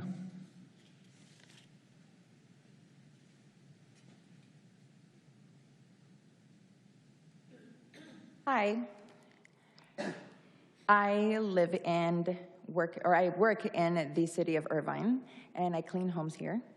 And I have been looking forward to see if I can get some support. I've been looking for housing for about 6 years, and it's been really difficult to find housing because it's just very challenging to find some that I can afford, and nothing is really affordable for me. In the end, though, I did apply and get approved for something, but the rent was too high, and at that point, I don't make enough income to be able to afford that rent. So unfortunately, I was not able to take it. And so I'm hoping that you guys will consider what's been spoken on, and I look forward to that. Thank you. Thank you. Abraham.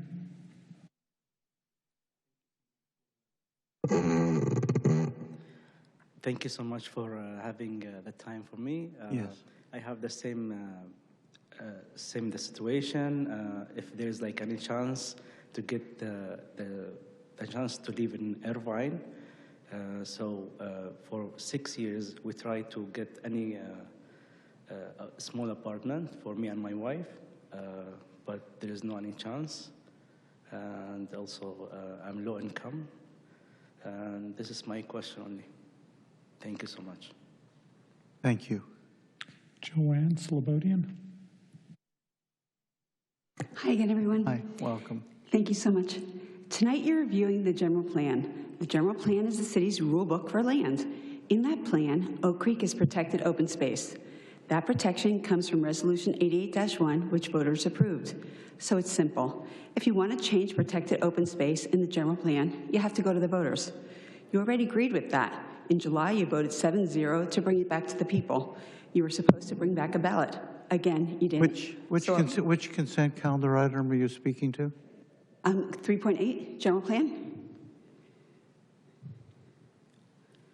All right, please continue. Mayor, yes. 3.8 is the annual progress report for the general plan. It's not anything about the general plan. I'll allow you to continue. I apologize. I thought it was general plan. Go ahead. I'm learning.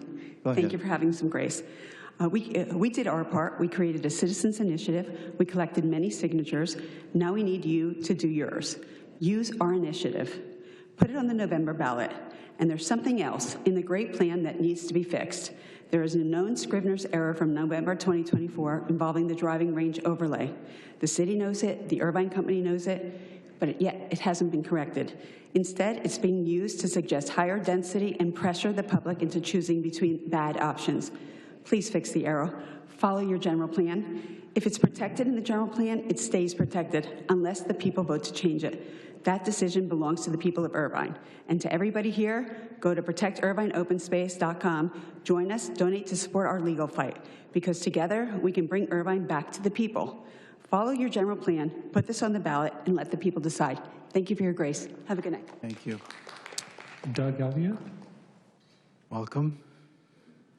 Thank you, Mayor, and good evening, council members. I'm Doug Elliott, a member of the Community Services and Community and Library Services Commission, speaking only for myself. I'd like to request that item 3.9, the Wall of Recognition nominations, be pulled for brief discussion. I'm not opposed to any of the nominees. Those that I know personally, I think are entirely worthy. But I do want to talk about the process a bit. As you can see from attachment 1 at the bottom, it was last updated 15 years ago, approximately. After this process was completed 2 years ago, our commission had a look, and we thought it would be appropriate to update those procedures. So we appointed a subcommittee, which I served on. We worked diligently to get a proposed update before the commission last August. It was approved unanimously, and with the recommendation that the council go ahead and approve that update. I'd hope that the council would expeditiously act on the recommendations, but so they could be implemented in time for this process. But for reasons unclear to me, the matters never even made it to the agenda. Section 3.3-3-104 of the Municipal Code prescribes the duties of our commission. and they entail advising the council on a broad range of topics, including park, recreational, cultural, human services, library, youth, and other related facilities and programs. Certainly the wall of recognition falls within those parameters. And I think the Commission's ability to properly discharge its duties of advising the council depends on having our recommendations timely considered by the council. So my ask is that before approving these nominees, that you take a moment to discuss the situation that we're in and how we might proceed with the update, or at least consideration of it, prior to the next cycle going underway. So thank you for that, and good evening. Thank you. Our next speaker is Harvey Liss. Harvey, you may unmute your mic.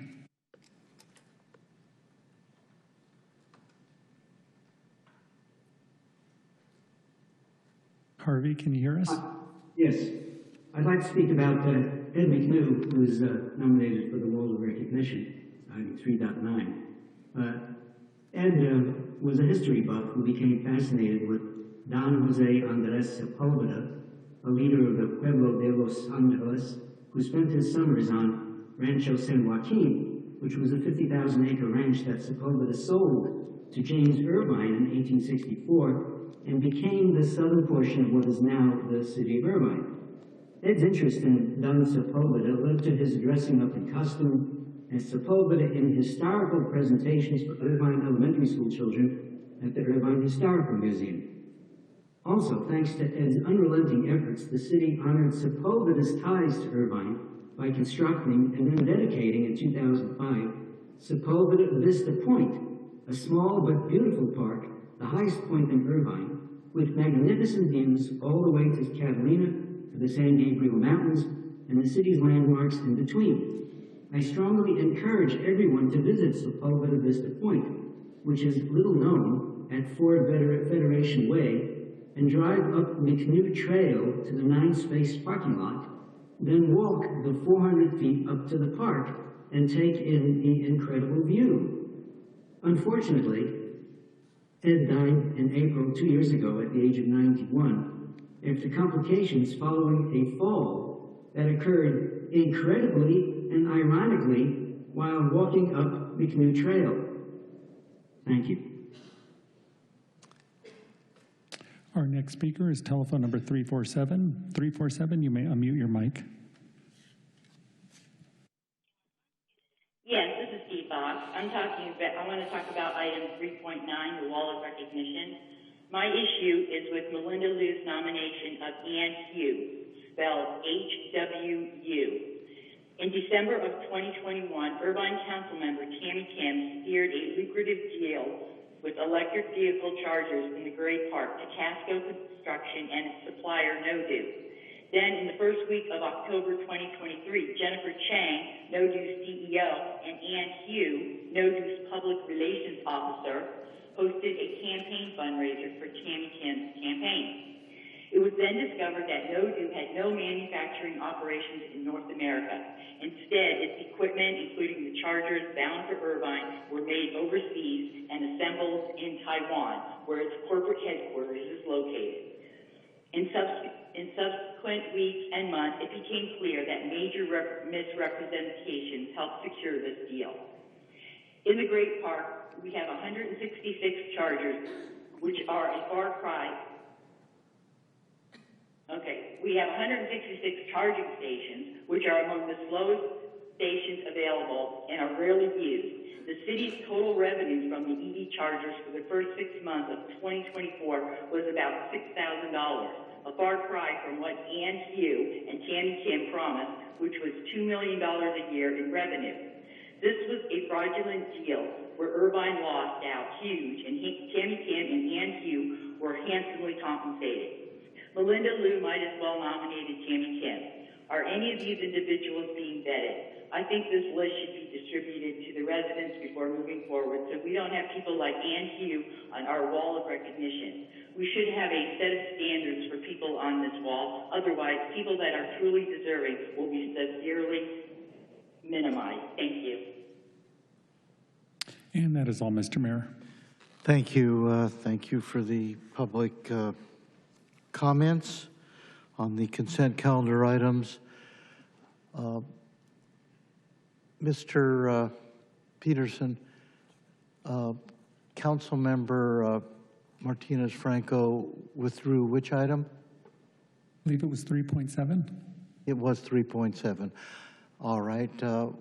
Why don't, are there any other requests to withdraw items for individual discussion here? Why don't we then, we can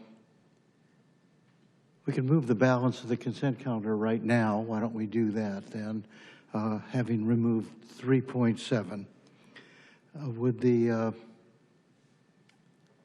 let's see, I'll move the balance of the consent calendar. Second. 3.1 through 3.12 with the exception of item 3.7. The motion made by me was seconded by Councilmember Liu. Oh, I'm sorry, Councilmember Carroll. With that properly before us, would the clerk please call the roll? Mr. Mayor, before I do, for clarity of the record, there is an errata memo before you on item 3.9 with respect to the wall of recognition. There's a notation that there were a couple of very minor Scrivener errors, but what's more important is that there's a change in nomination at the request of Vice Mayor Mai. So I want to make sure that the motion includes that change. All right, it includes those. I did review those before the meeting. They are minor. And with that, we'll deem the motion to include those minor corrections. Okay, and if I may, through you, ask Councilmember Carroll if he concurs as a seconder. Councilmember Carroll? Yes. Thank you. Very well. The motion being properly before us, would the clerk please call the roll? Councilmember Carroll? Yes. Councilmember Go? Yes. Councilmember Liu? Yes. Councilmember Martinez-Franco? Yes. Councilmember Treceder? Yes. Vice Mayor Mai? Yes. And Mayor Agron? Yes. Carry 7-0. Thank you. With that, I'll turn to Councilmember Martinez-Franco at this time, item 3.7. Yeah, thank you so much. Yeah, I'm very curious about this topic. It's one of the issues that I had me actually running for City Council is affordable housing. I hear what some of our audience came to tell us. I went through the same thing. I struggled to get affordable housing. I know it is a struggle. I know also as a city we have one of the best number of housing opportunities. However, the demand is greater than we can provide. It is hard to get a housing with even with Section 8, because the rents are so high here in Irvine. And for those who doesn't know what Section is, it's a voucher that allows you to pay partial rent with the income, depending on the income qualifying. And that list probably is even close, and that comes from federal funds. But my curiosity is to see how many units we have affordable housing. Is there a goal that we need to meet for the RENA numbers in the future? And if there's any solution that we can provide to that. Thank you. Sure, thank you. So I will jump ahead in my presentation to get specifically to your question. I'll start with our current housing stock that we have. This is the city's current affordable housing units divided by affordability levels. We divide into 4 categories currently: extremely low, very low, low, and moderate. Overall, we have a total of 5,517 on the books right now. Our highest count is in the very low income category, and you can see the division here between the various levels. As far as the city's regional housing needs allocation, we're in the 6th cycle of the housing element right now. Table B in your staff report tonight shows our allocation and how we are doing. It divides it per column by year. So you'll see the second column to the left is the city's allocation, and it shows it by income level. You'll notice that we have 4 categories. Currently, the state does not require extremely low or acutely low. You may have heard one of the public commenters mention those 2 levels. Those are not income levels identified in the 6th cycle, but we do anticipate them in the upcoming 7th cycle. So we will have to address those as well. We have very low, low, moderate, and above market, or above moderate, which is market rate. Adding those 4 categories together comes up with our RENA, which is 23,610. As you move across the table to the right, you can see how we've done each year per income level. And then you get to the column at the bottom right. That's our remaining RENA allocation that we have not met to date. So we still have quite a bit to go. The cycle ends in 2029. I want to be clear that we don't control the market, so all we can do is make capacity for developers to develop these units, but we can't control when these developers develop the units. Thank you. Let me just say something on this item 3.7. What we will be approving tonight, of course, is a report on the status of our efforts, and I thank you for your presentation right now. We are a high-performing city in the provision of affordable housing. This is a statewide problem of enormous proportions. Things are so out of whack in the housing market. But we, of course, want to do our fair share and more. And we're doing a lot more. One of the things I want to point out, because it's not included in your report, first of all, I appreciate the public comments that were made about shortcomings in our efforts. We wish we could take care of those shortcomings immediately. We're trying to do various things that I regard as very creative. There was comment made about extremely low and acutely low income households. Yes. And one of the things we did recently, again, not reported here, but I think in subsequent reports there will be inclusion of these items, is the so-called instant affordability that I spoke about in my State of the City remarks. There are school children in Irvine who are from certainly acutely low-income households or extremely low-income households, and in fact are homeless. Under the McKinney Act, school districts have to make a list of those students that they know to be basically homeless. And of course, those students are typically in family situations where the entire family is homeless. And we have entered into an agreement with the Irvine company for them to make available apartment units on what amounts to a 2-year grant system where those households will basically provide 30% of their household income in the way of rent, and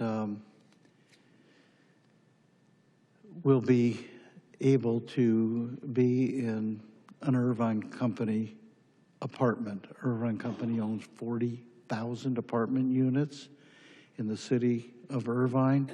At any one time, 500 to 1,000 of them are not occupied. And we have initiated this program so that any school child identified as coming from a family situation of essentially homelessness will be eligible to get enrolled in this program so that homeless families can be properly housed here in the city of Irvine. There's a small program to begin with. We're working off a list of 88 school children. We've actually whittled that down to less than half of that number who are still homeless. And I think it's a program we'll want to build on. Now, we don't get credit for that under existing ridiculous state rules and the RENA rules and all the rest. But over time we will. In fact, I'm headed up to Sacramento to lobby for precisely that, getting credit for when we're providing affordable housing through creative programs that may not fit into one of the boxes that they have coming out of Sacramento. So I thank the people who commented tonight on 3.7. We look at what we're doing from time to time. We do a lot of self-criticism. I'm trying to identify ways we can do more. We're trying to do more, and we appreciate our staff for all its work as well in this regard. And to those who find the affordability with respect to housing so extremely difficult in Irvine, we just ask you to get on the lists, be in touch with us, get on the lists. We hope your number will come up, but be assured we're continuing to work very hard on this item. A little long-winded, but this subject is pretty important. With that, I'll move adoption of item 3.7. Is there a second? I'll second. Seconded by Councilmember Liu and Councilmember Betty Martinez-Franco wishes to be heard. Go ahead, please. I just wanted to thank you for this report and wanted to ask also, does this report include home ownerships, like affordable home ownership, or no? It does include any for sale units that we have, yes, and for rent. So all these units are combined into rentals and home ownerships? Yes. So we can decide whether it can be rental or home ownerships?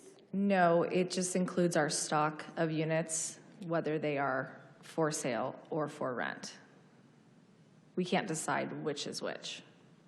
We cannot decide? No. Okay. Okay. Thank you so much. Mm-hmm. Thank you. Motion to adopt this item is before us. Would the clerk please call the roll? Councilmember Carroll. Yes. Councilmember Go. Yes. Councilmember Liu. Yes. Councilmember Martinez-Franco. Yes. Councilmember Treceder. Yes. Vice Mayor Mai. Yes. And Mayor Agron. Yes. Carry 7-0. Thank you. That concludes the consent calendar for tonight, allowing us to move on to public hearings. Item 4.1, would the clerk please identify this item by title and subject? Thank you, Mayor. Item 4.1 is a public hearing, city vacancies and recruitment and retention efforts in compliance with Assembly Bill 2561. This is a public hearing, which I'll now declare open. With that, we'll turn to our city staff and please have them introduce themselves and this item, which is a receive and file item, I might add. Go right ahead. Good evening, Mayor and Vice Mayor Mai and members of City Council. I'm Wendy Brown, Deputy Director of Human Resources, and joining me is Gladys Chavez, Senior Human Resources Analyst of Recruiting. And we are here this evening to present the report of our city's vacancies, recruitment, and retention efforts in compliance with Assembly Bill 2561. On September 22nd, 2024, Governor Newsom signed Assembly Bill 2561 into law. The bill took effect on January 1st, 2025. Fiscal year 2025-26 serves as its first year of compliance. The legislation added into government code requiring public agencies to conduct at least once per fiscal year during a public hearing a report on workforce vacancy rates, recruitment and retention efforts, and barriers to hiring. This public hearing is informal in nature and does not propose changes to compensation, classifications, or staffing levels. This evening's presentation provides the City Council with an overview of current staffing conditions across the organization. Any future policy changes, budget adjustments, or labor-related actions identified through this process would be brought forward separately for City Council consideration. Assembly Bill 2561 requires that a public hearing be conducted annually prior to adoption of the final budget.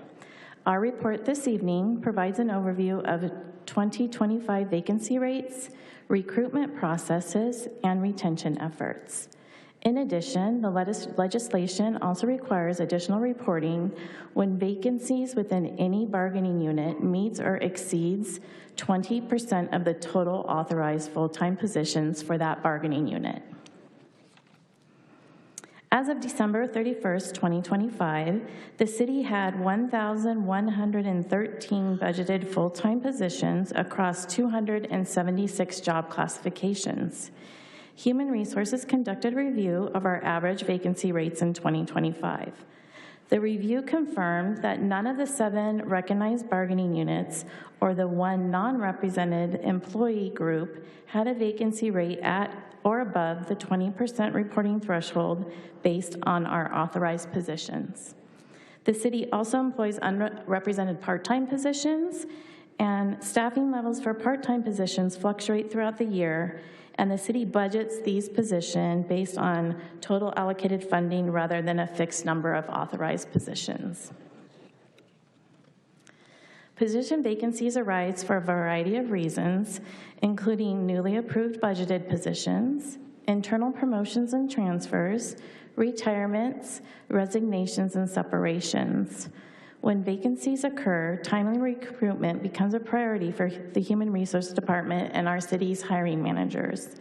Timely recruitment helps to ensure continuity of services, maintaining operational efficiencies, reducing overtime, and minimizing disruptions to city projects and initiatives.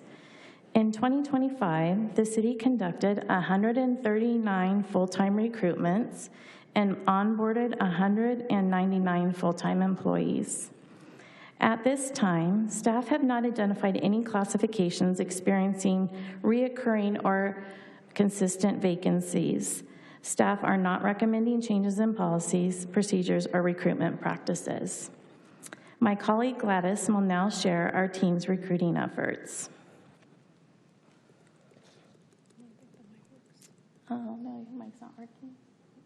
Try that. Okay, well, her mic's not working, so I'll read her part too.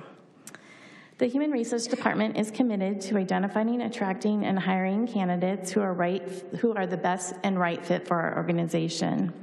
To build strong candidate pools, the city utilizes diverse recruiting channels, including online platforms such as Government Jobs, LinkedIn, Diversity Jobs. The city's social media and city website portals are used.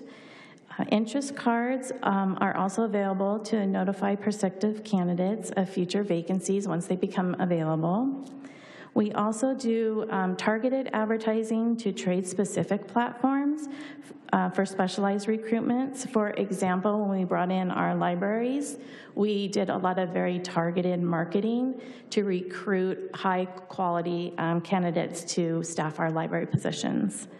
Our team also attends a variety of job fairs and outreaches consistently to our local high schools and colleges, such as UCI, IVC, and Chapman University. Our team strives to maintain a flexible and service-oriented recruitment approach that aligns with our hiring managers' needs. This flexibility enables us to quickly adapt, refine strategies, and apply the right outreach methods to the right roles that we are recruiting for. Employee retention remains a central priority for our city. To enhance engagement and promote longevity and support professional growth, the city has implemented the following initiatives. We have negotiated labor agreements to maintain competitive compensation and benefits for our employees. We conduct market equity studies that can result in salary adjustments when needed. We have added longevity pay, providing base salary increases after 10, 15, and 20 years of service. Irvine offers a variety of flexible work schedule options. We've made significant investments in our workplace renovations to improve our physical work environment. We've made upgrades to our equipment and technology to ensure employees have modern, safe, and efficient tools to perform their work. And we partner with management to identify opportunities to expand employee development, engagement, and career development opportunities. The city remains committed to reducing vacancy rates, strengthening workforce pipeline initiatives, and maintaining competitive hiring practices. By continuing to offer competitive compensation and benefits, along with investments in employee engagement, wellness, professional development, and recognition, the city fosters a workplace environment where employees can thrive and build long-term careers. The city will continue to evaluate recruitment and retention strategies and refine them as needed. In accordance to Assembly Bill 2561, annual updates will be made and provided to City Council. This concludes our presentation with the request for the report to be received and filed, and we thank you for your time. Well, thank you for the report. This is the first annual report under this legislation, right? It is. It was a new bill that was passed, so this is our first report, and we'll be coming back annually. So I was going to suggest when you do come back next year, make sure we compare next year where we were this year, begin to identify trends and see how we're performing. But it sounds from your report as though we measure up very, very well by the prescribed standards, right? Yes, we agree. Good. With that, I'll turn to my colleagues if they have any questions or comments of staff. Otherwise, I'll entertain a motion to, do we have any requests from citizens to be heard? We do not, Mayor. All right. I'll be happy to entertain a motion to close the public hearing at this time. Also move. Is there a second? I'll second it. Seconded by Councilmember Liu. Will the clerk please call the roll? Councilmember Carroll. Yes. Councilmember Go. Yes. Councilmember Liu. Yes. Councilmember Martinez-Franco. Yes. Councilmember Treceder. Yes. Vice Mayor Mai. Yes. And Mayor Agron. Yes. Carry 7-0. With the hearing now closed, I'll move that we formally receive and file what was an interesting and good report. Thank you. Is there a second? Come on, folks. Second. All right. Wake up. Here we go. All right. There's a motion and a second before us to receive and file as a formal matter this report. Would the clerk please call the roll? Councilmember Carroll. Yes. Councilmember Go. Yes. Councilmember Liu. Yes. Councilmember Martinez-Franco. Yes. Councilmember Treceder. Yes. Vice Mayor Mai. Yes. And Mayor Agron. Yes, Carries thank you very 7-0. much. Thank you.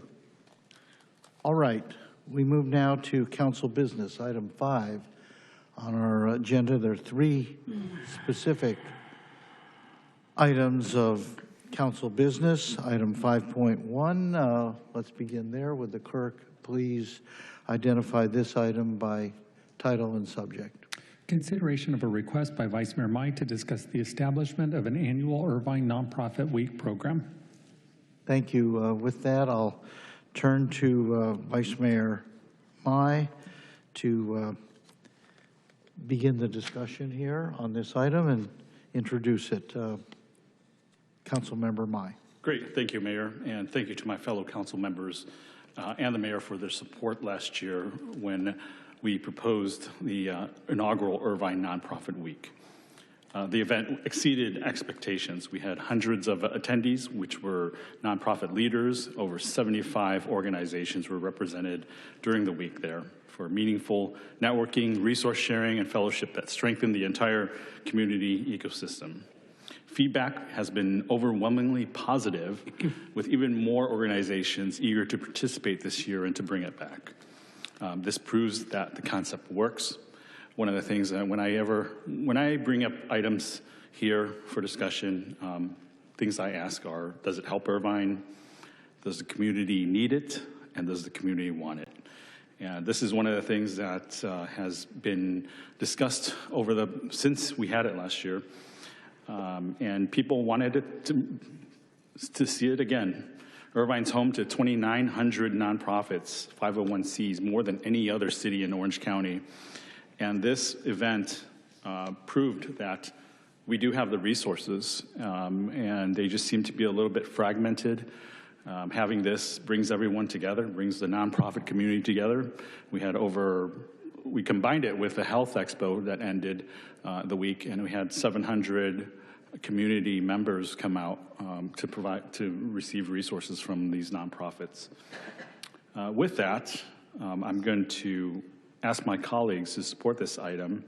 Let's build on last year's success and make this a lasting tradition, an annual tradition. So I'm going to, well, if we want to have any discussion, we can have any discussion before I make a motion, but I'm going to leave it to my council colleagues also to have any discussion if we'd like to. All right. I think, do we have any public comments requested? No, Mr. Mayor. All right. Let me keep the queue open in the event somebody wants to be heard. I'll perhaps help with the discussion. I thought about this a little bit. Appreciated your putting this on the agenda, Vice Mayor Mai. I thought about this actually even before you put it on the agenda. We had a women's conference here. We, I think, had in the past Tech Week. Didn't we have a recent Tech Week here at City Hall? We have historically held the Tech Week in the past. I think all of these initiatives are outstanding, and some of them absolutely are worthy of being presented on an annual basis. What I'd like to do, though, is rather than commit tonight, because I do support the idea of a nonprofit week, I'm persuaded that there are so many nonprofit organizations that so enrich our community that it's worthy of focus in an organized way. However, what I'd like to do is kind of put this in the context of our upcoming budget. We do multiple festivals here. A number of those have been introduced here at the dais, for the most part adopted. We go forward with them. And what we fail to do, though, is kind of figure out what portion of our budget do we want devoted to festivals, these annualized weeks that are emphasizing nonprofit organizations, health fairs, this, that, or the other, and figure out what we want to do on a one-time basis, on an annualized basis, in the context of an overall budget, whether that's a $1 million budget or a $2 million budget. I think it's something worthy of considering holistically and seeing how many of these things we can fit in and still not blow out our budget. That's my thinking, Vice Mayor Mai, and happy to open it to others as well. I'll turn now to Councilmember Treseder. Yeah, thank you. I really appreciate this suggestion from the Vice Mayor. I'm glad to hear that the event last year went well. I am wondering about how much did this cost the city last year? Do you know?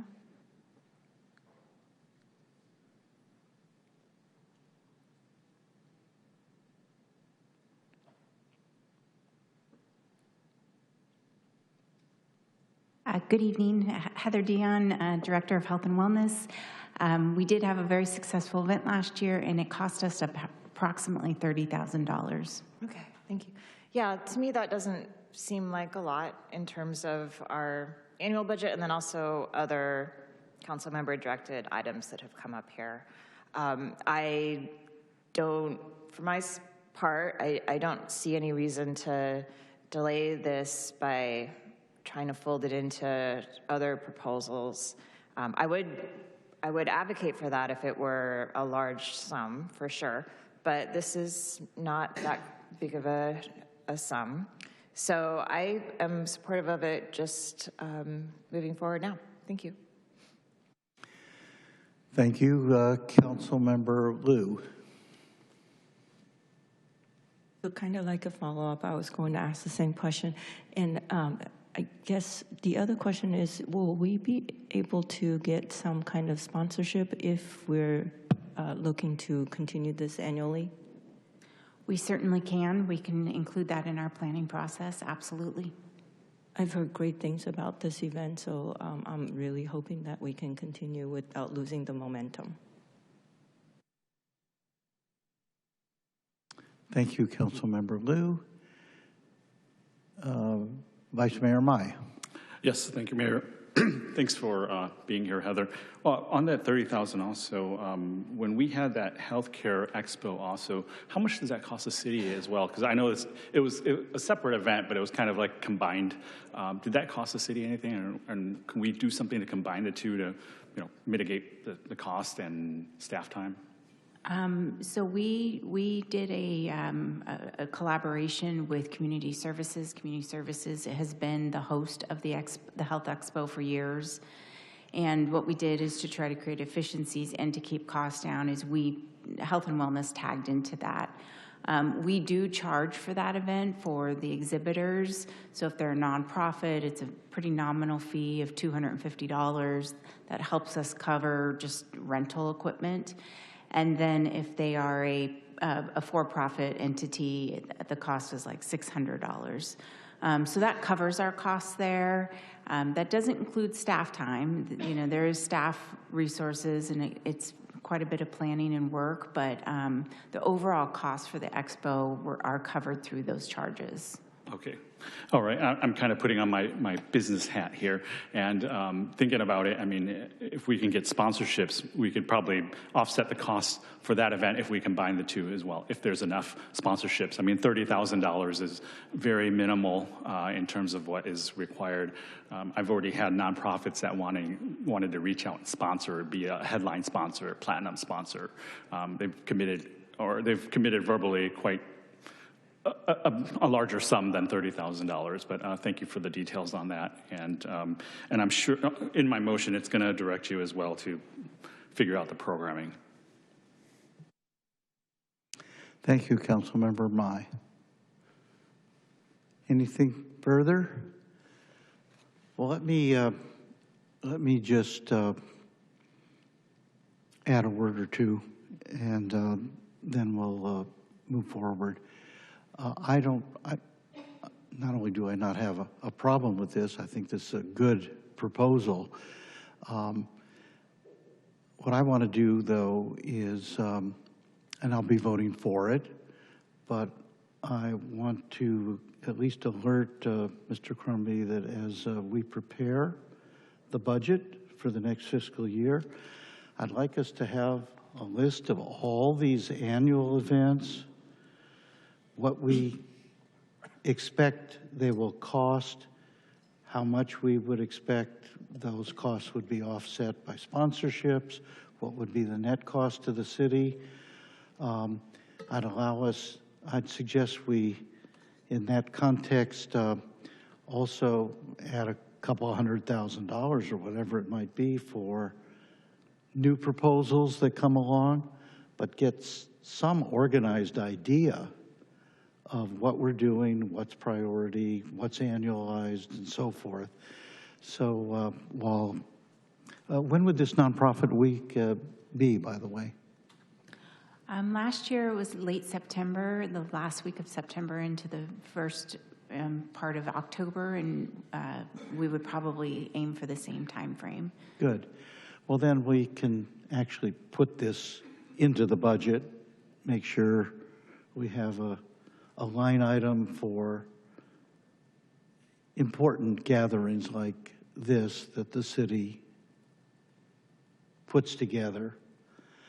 Also, are any of them, any of these events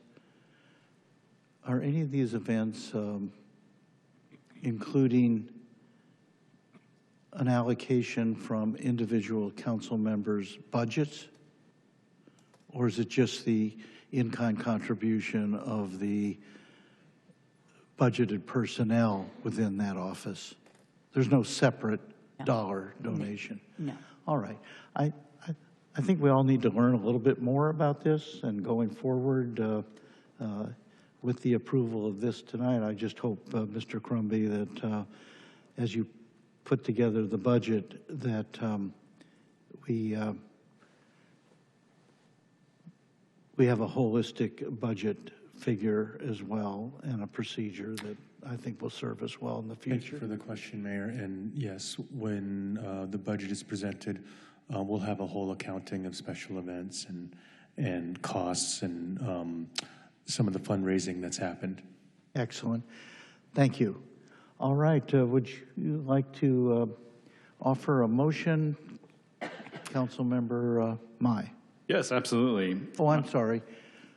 Do you want to be heard before the motion or after? Yeah, I'm ready to support this. However, I do want to ask you, I know that September, there's a lot of stuff. There is Lunar Year, there is, Lunar Year Autumn Festival. There is also Fiesta Latina, and there is Global Village. Can we move Nonprofit Week to November, maybe? We can. We work with our communications and engagement team to help identify where there's gaps in the schedule so that we are never competing against another event. So we are quite mindful of the scheduling, and fall gets very busy. You are correct. Thank you. That was it. All right. Thank you for that comment. Councilmember Mai. All right. I respectfully request that the City Council formally establish Irvine Nonprofit Week as an annual event. This would ensure ongoing recognition of our nonprofit community, provide a consistent forum for collaboration and capacity building, and reinforce Irvine's commitment to a more equitable and thriving city. I further request that the City Council direct the City Manager to develop plans for the 2026 Irvine Nonprofit Week and subsequent years, including appropriate timing, programming, and resources to accommodate growing participation. Second. The motion by Vice Mayor, Councilmember Mai, has been seconded by Councilmember Treseder. In the absence of further discussion, would the clerk please call the roll? Councilmember Carroll. Yes. Councilmember Go. Yes. Councilmember Liu? Yes. Councilmember Martinez-Franco? Yes. Councilmember Treceder? Yes. Vice Mayor Mai? Yes. And Mayor Agron? Yes. Carry 7-0. Thank you. Thank you, council members Mai and Treceder. That takes us to item 5.2. Would the clerk please identify this item by title and subject? Consideration of a request by council members Go and Treceder to discuss utilizing the former Spectrum Motion facility at the Irvine Transportation Center for a temporary pop-up bicycle maintenance facility. Very well. I'll turn at this time to council member Go to further introduce this item. Council member Treceder as well. Thank you, Mayor. A lot of you guys have been familiarized with the train station around there. This proposal would use the underutilized space currently, that's the Spectrum Motion space, allowing the operating entity that eventually will be operating a mobility hub to interact with the community early and get to know the needs and what people are looking for. And there's advantages as far as having community education classes and just having outreach, and that's the request. And Councilmember Treceder can speak to it as well. Councilmember Treceder, go right ahead. Thank you. Yeah, I appreciate Councilmember Go asking if I'd like to sign on to this, and it was an easy answer. This space is not being used right now. I want to be sure that the train station is being fully utilized. It helps bring some vitality to the area. Also, I'm very happy to promote Irvine as a biking mecca. And the only thing that I would ask as part of this is that whatever pop-up group that we bring in, that we have an RFP for it. Thanks. Thank you. Councilmember Martinez-Franco. Hi, thank you.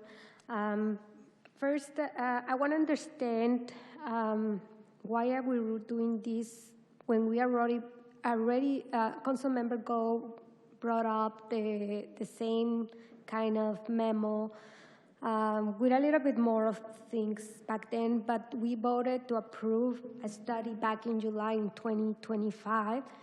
I want to hear back about what an analysis said. Do we know when is coming back, Mr. Kirby, that analysis from July 2025 to do a temporary workspace and include these kind of things? So thank you for the question, Councilwoman Martinez-Franco. The direction from council was to develop the Irvine Mobility Station. And so our Public Works Director, Luis Estevez, is here, but him and his team have procured a designer and are in design for improvements to the station. We also have in motion plans to issue an RFP to find the appropriate operator for that station. And so the plans were to bring all of that back to the City Council for approval as we go forward with executing those plans. I think there's a few differences between what Councilmember Go is asking for here, and maybe I might defer to Councilmember Go if that's okay. Yeah, thank you. Thank you, Sean. So the project, it would complete sometime end of the year, if not early next year, I believe. And in the meantime, it'd be great to get the interaction for whoever this future operator to start to get to know the community and provide the early services and community benefit, as well as making use of the space that's empty. And as you guys know, we do need visibility there at the train station, and having it populated with an operator would be a welcome change for a lot of people. So what I want to understand also, I mean, we already approved it again in July. Why are we doing a pop-up now? Is that going to take money away from what we have planned here? Because then we are going to delay what we already approved, right? So I don't know if Mr. Crombie or Mr. Luis wants to explain how is the process going, or just bring a little bit. So I think that the previous item directed the city manager and staff to develop a permanent use for the site. And what I think, feel free to correct me if I'm incorrect, Councilmember Go, but I think what we're talking about here is a pop-up or a temporary use to come into the site that wouldn't require a capital investment from the city. So we're happy to run both of these in parallel if that's the desire of the council. However, my request is that for even this temporary use, we have a competitive process and we bring back some sort of an agreement based on recommendations from the city attorney's office with all of the standard provisions that go into it, the typical agreement that we would do. Okay, well, I don't know if you want to add anything else. I would like to hear that. Thank you, Councilmember Martinez-Franco. Yeah, if Council recalls, I think it might have been in January or February, perhaps, when I believe Councilmember Go, who provided the memo asking Council's approval to allocate $1.5 million. And so in OCPA rebate funds, or the return of our initial investment. And so staff took that direction, and we are in the process of finalizing the RFP and the agreement, and to put that out to the street to find an operator to come in and operate the permanent mobility hub. In terms of a pop-up mobility hub, there's no funding for it at this point. So what we could do is just simply create an RFP for that space and offer it up in as-is condition. So if somebody wants to come in and operate a pop-up there, they would be responsible for remodeling the space however they want to use it in that fashion as an option. I think that operator would be notified of the time that the site was going to be available to them, and it would definitely be part of the considerations that they have in terms of taking the space. So would you come back and recommend us for how long? This is why I am having trouble supporting these, because I want to hear about the analysis that was approved last year to see how we can do this and all the things that we are going to do so we don't derail for the original plan that we already approved. But also, we need to be making sure that there is a term, like 2 months. I don't know, that's what a pop-up sounds, 2 months, 1 month. We need to be very clear about how long this operator is going to have. Great question. If the question is, would we come back with a follow-up from both directions from the council, the answer is yes. I think when we came back with details for the pop-up, I think we would also encompass a plan for the permanent project that we're doing, including, as our Public Works Director mentioned, budgetary updates, timelines, and all of the details, the analysis that you mentioned, all of the details that we've been working on. Thank you. Thank you, Councilmember Martinez-Franco. Councilmember Mai. Thank you, Mayor. A couple questions, I guess, Luis, since you're there. Is there a vendor in mind, or you mentioned there could be an RFP process, right? Our intention would be to issue an RFP. We don't have an operator in mind or who might be able to do that. Great. That for the sake of transparency, that would be great. Also, so is the city looking to generate revenue from this operation, or is it just a service that we're looking to provide? From a staff perspective, this isn't something that we're proposing. It sounds like this is mostly, I think, as Councilmember Go envisions it, if I'm understanding it correctly, a benefit to provide for the community and to help activate the space. To the extent that we could generate some lease revenue from offering that space in a pop-up scenario, I think that's about what we would expect or could expect. Okay, great. I'll be supporting this. I believe that it needs to be revitalized, and this would be a benefit to the community as well. So thank you. Thank you, Councilmember Mai. Let me ask a few questions because I'm kind of lost here. I appreciate what Councilmember Martinez Franco asked by way of questions and how this relates to earlier action we took. This makes me very uncomfortable trying to basically design and execute this whole thing on the fly right here, trying to interpret what this is and how it relates to something else and so forth. Isn't this the kind of thing that ought to go to our staff to bring it back in some coherent form so that we understand what precisely is being proposed, what the implications are? Does a pop-up operate itself, or does it require some staff oversight? I'm kind of unfamiliar with the ins and outs here and the RFP and so forth. I mean, shouldn't we be taking this as a matter of kind of regular order? And by the way, it might actually be wise to have the Planning Commission take a look at this and maybe offer some insights that would be helpful in moving the project forward in some coherent fashion. As things stand right now, I don't know what we'd actually be voting on, other than to tell staff to go out and do some stuff and make this happen, which is not the Irvine way, to tell you the truth. Mayor, yes. Great point. I would say that since January 12th, our staff has been focused on executing the direction of council. And so, yes, we're in the middle of design and we're ready to issue an RFP for the permanent use. If it's beneficial to the community to open up a pop-up, we will undertake that as well. And you would recommend that to us? We're prepared to look into it and come back to you, yes. All right. Okay.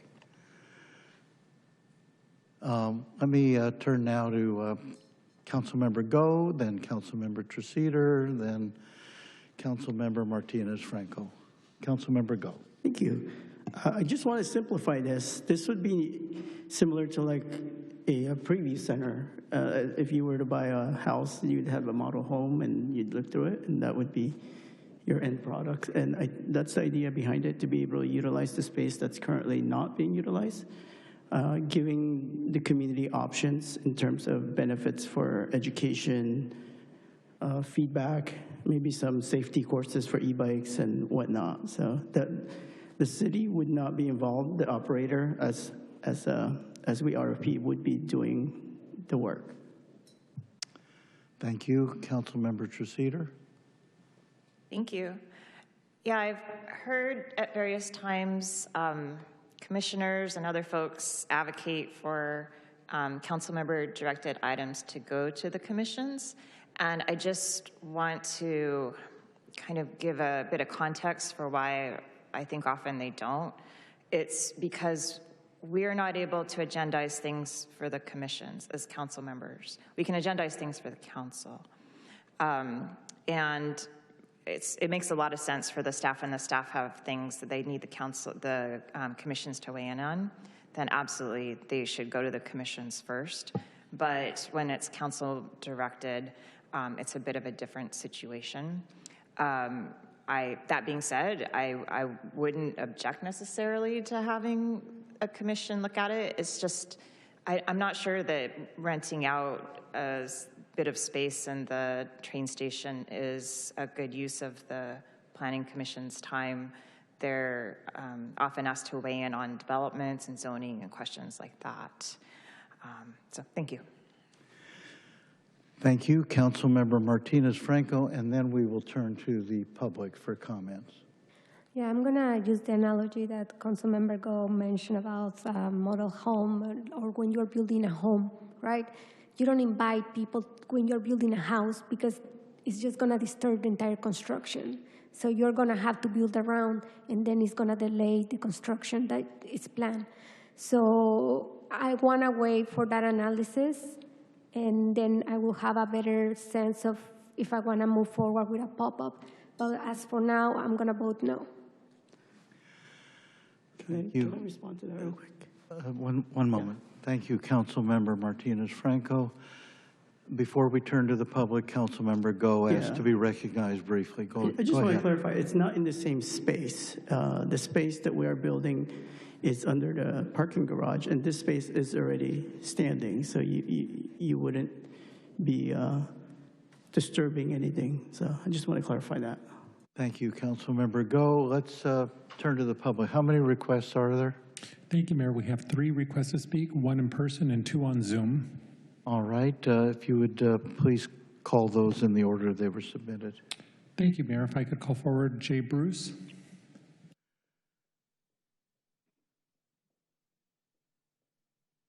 Welcome, Mr. Bruce. Hello, City Council members. I just wanted to say, it seems like a good idea. We've already approved the project, the mobility hub. So it makes sense that we want to get stuff actually happening early. So I appreciate the intent behind the motion and this agenda item. But I just think we're jumping the gun a little bit. We don't know who's going to operate the permanent mobility hub. I think we've issued the RFP, but we haven't approved anything. So if we're going to be also going for this temporary pop-up, we'd be issuing 2 RFPs. And that would have the chance that the operator that's running the temporary pop-up isn't going to be the one that's running the permanent mobility hub, which would just complicate things, I feel like. It's also the question of, to operate a bicycle maintenance facility, you're going to need probably a pretty significant and perhaps long-term specialized equipment and staffing and renovations to the facility, as well as an additional cost, which would be, I don't know if the bicycle repair and maintenance is supposed to be free to the public, but if it is, then the city's also gonna have to cover the cost of repair. And depending on how temporary the pop-up is, it might require continuous staffing funding, which could drain the OCPA fund or require us to draw this continuous funding from some other source like the general fund. Really, that just depends on how temporary the facility is, because once you implement these facility renovations and add the bicycle repair facilities, a lot of times these temporary things become pretty permanent, and we end up with more of a bicycle repair facility rather than a mobility hub. So I do think, it's a good idea to have this early, just an early preview of what the mobility hub is going to look like. But I do think it's good to decide who the operator is going to be first. Even with like Swift Cities, there's controversial opinions about that, but we only did the demo after we engaged in negotiations and discussions with Swift Cities. I mean, it's not a third-party contractor, but we also, for Irvine Public Libraries, we held the pop-up libraries after we hired library staff. I think it would make more sense if we decide who is going to run the mobility hub and what that's actually going to look like before we give people a preview and start running this second project at the same location. Thank you. Thank you for your comments. Our next speaker is Bill Sellen. Bill, you may unmute your mic. Good evening, council members and mayor. I'm Bill Sellen. I'm a founder and the current ride coordinator of the Bicycle Club of Irvine. And I just wanted to thank the council, the city of Irvine, and especially the public works staff, the team that's been working to keep our streets safe. Pavement repairs are quickly addressed. I'm proud to have been a former employee and enjoy riding in Irvine a few days a week. Our club is excited about having the mobility hub happen. It's a ways off, and anything that can be done to get access and utilization of that vacant space. The Bicycle Club of Irvine actually sponsored a cycle-savvy bicycle education program last August, and we were able to utilize the old office space, and it was a bit of a squeeze, and we're hoping to get more people to attend those programs in the future. But we'd like to strongly consider moving forward with whatever we can do to get access to that public space and to bring more cyclists and the mobility hub in the future, beyond just the repair aspect of it, having a place for cyclists to gather, socialize, learn about how to fix their own bicycles, seems like a win-win situation. So thank you for your consideration. Our next speaker is James Huang. James, you may unmute your mic. Good evening, members of the council. I'm James from Woodbridge. I'm in support of this maintenance facility pop-up idea.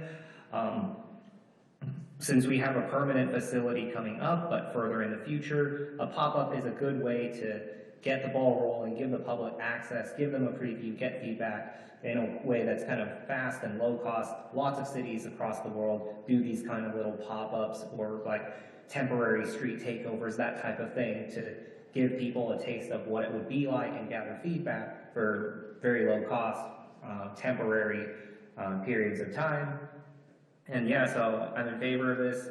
Any data we get from it can only be used to help the future permanent bike facility and get people excited about what's coming.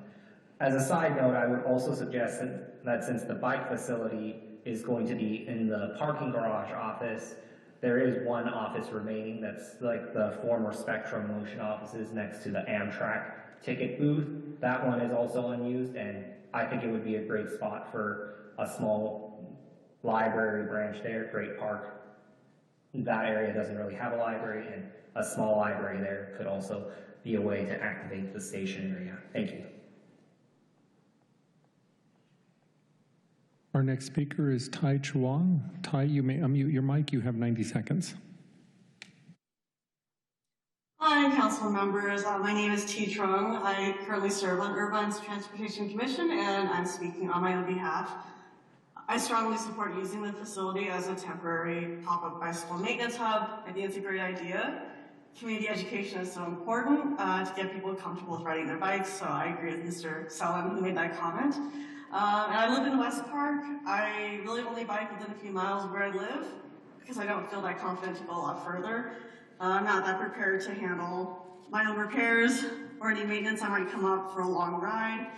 And so this kind of pop-up facility would really support people like me to challenge themselves to go a little bit further and actually use my bike more. So again, I really support this facility to move forward. Thank you. And that is all, Mayor. Thank you. That concludes the public comment. Councilmember Liu. I know there's not a formal motion made quite yet, but can I suggest that if we are going to move forward, I heard Councilmember Martinez-Franco's concern and also Mayor's concern about this being something, and some of the speakers, about how this being possibly delaying the project, the permanent project, and also taking some of the funding out of it. Is it, if you are unamenable to it, can I suggest that maybe we'll limit this to something that is temporary and not changing any of the character of the current, as Director Estevez has suggested, that it's going to be an as-is situation. And also, obviously, we're going to have to go through an RFP process. Well, before Councilmember Go responds to that, let me ask, when is the report or the analysis that Councilmember Martinez-Franco referred to, when is that coming back to us? It's coming very soon. Maybe you can elaborate, Luis. Thank you, Mayor and Council. You know, the plan is to get the RFP out next month, and so what we would return to the council then is with a potential contract, or we would report out what the results of the proposal process was. And so assuming worst case scenario, nobody decided to propose on this, we would come back to the council, report that, and get additional direction from council. Or we get several good proposals to choose from, they're reviewed, we select the best qualified firm, and then we present that to the city council for its consideration and approval. Luis, can I provide one quick clarification? The RFP you're mentioning is related to an operator, finding an operator. Correct. There's also the capital component of the project. Can you discuss when the plans will be finished and ready? So we've got 30% complete design so far, and so what we would do is we would complete the design once we have an operator on board. That would give the operator some the ability to weigh in on the design of the building shell, make sure that we get their input in terms of the final package that we design and deliver. We would construct and provide a building shell, and then the operator would come in and build out their improvement, the tenant improvements inside. So we didn't want to get too far ahead in the process without having an operator on board to weigh in on what the building shell, how that should function, and especially start building something if we don't end up with an operator later on. So we wanted to move that in tandem with that process. So let me just ask you, wouldn't it make sense to, in connection with the RFP, include in that request for proposals, include the idea of a preview facility operation, a pop-up, as it's referred to here, to get some professional response to that as a way of moving it forward? Yes, it's definitely an option. So we basically go out together at the same time, not necessarily a separate RFP, but it could be a portion of the RFP is dedicated to this pop-up concept. In the previous presentation we gave to the council, the Spectrum Motion office was identified as a potential work share kind of space that we would lease that to an operator to lease it as a shared workspace, for instance. But if the council's direction is to use that as a pop-up function or feature initially, then we would take that direction instead. But yes, we could bundle both of those together, identify who the operator will be, allow the operator to start doing a pop-up event or a pop-up facility in the Spectrum Motion building while we design and build out the permanent mobility hub. Well, that would make me feel a lot more comfortable with this. And how long would it take to produce the RFP?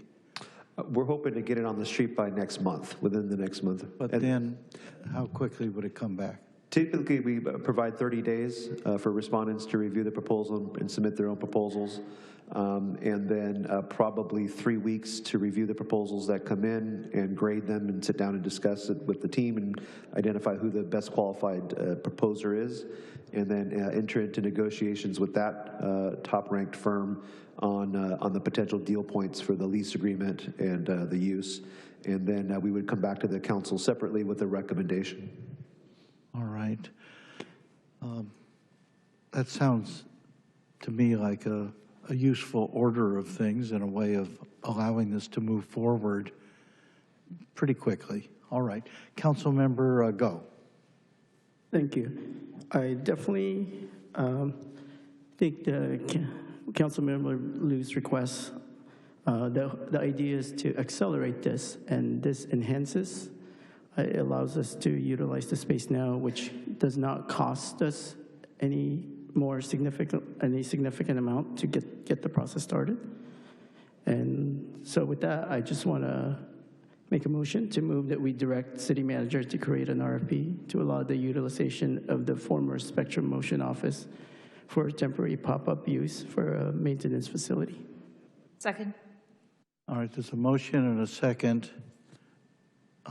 I'm just going to ask straight out, this would be a separate RFP as opposed to the one that's going to be going forward right away? This would be a separate RFP. It would be shorter in duration so that we could turn around as quickly as possible and open up a pop-up while we go through the longer, more formal process for the permanent operator and capital improvements. All right, there's a motion and a second before us. Any further, any discussion on it? Would the clerk please call the roll? Councilmember Carroll. Yes. Councilmember Go. Yes. Councilmember Liu. Yes. Councilmember Martinez Franco. No. Councilmember Treceder. Yes. Vice Mayor Mai. Yes. Mayor Agron. No. Carries 5-2 with Councilmember Martinez Franco and Mayor Agron voting no. Thank you,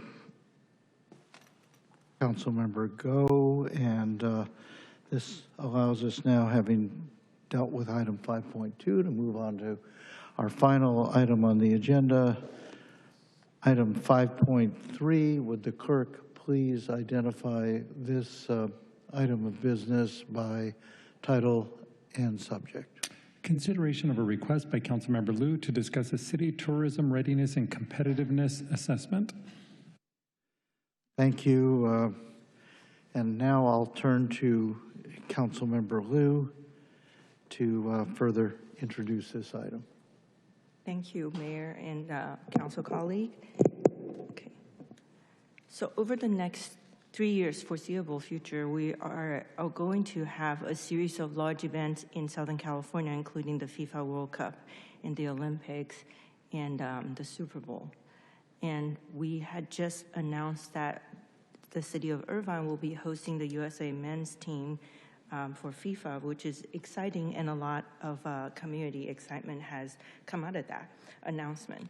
And last March, I introduced a memo asking the city manager and city staff to provide a comprehensive coordination plan in anticipation of these events, and I appreciate that the staff has since returned with a report to help guide our preparations. For the World Cup, we are officially picked, as I said, and we're looking forward to community events open to the public. And in turn, the city of Irvine will see an increasing lodging, transit, business demands, meaning it is important that Irvine is prepared as a tourist hub. Additionally, as a tourist hub, we need to provide tourists and Irvine residents with accessible local and statewide public transportation. As Ms. Sayer had just shared earlier, in her submitted comment, this requires working with both Amtrak and Metrolink on transportation accessibilities in Irvine and the surrounding area, so we have a lot of planning to do. The opportunity for our city to promote its tourism efforts has never been better, which is why I'm requesting a comprehensive coordination plan from the city manager to accommodate the anticipated increase in visitors in March 2025. To build on that effort and ensure our city is positioned to maximize the economic benefits while safeguarding the quality of life for our residents, I'm now bringing forward this city tourism readiness and competitiveness assessment. And this will be done in partnership with the University of California, Irvine, the Greater Irvine Chamber, and other stakeholders, and is necessary to ensure our community and businesses are fully prepared. And I'm ready for any questions or comments. All right, thank you for that introduction. Councilmember Martinez Franco. Yeah, I think it's a wonderful idea, Councilmember Liu. I just want to make sure that I know that you mentioned the analysis will include stakeholders, but I wanted the language to be more specific to unions, and so they can receive fair pay,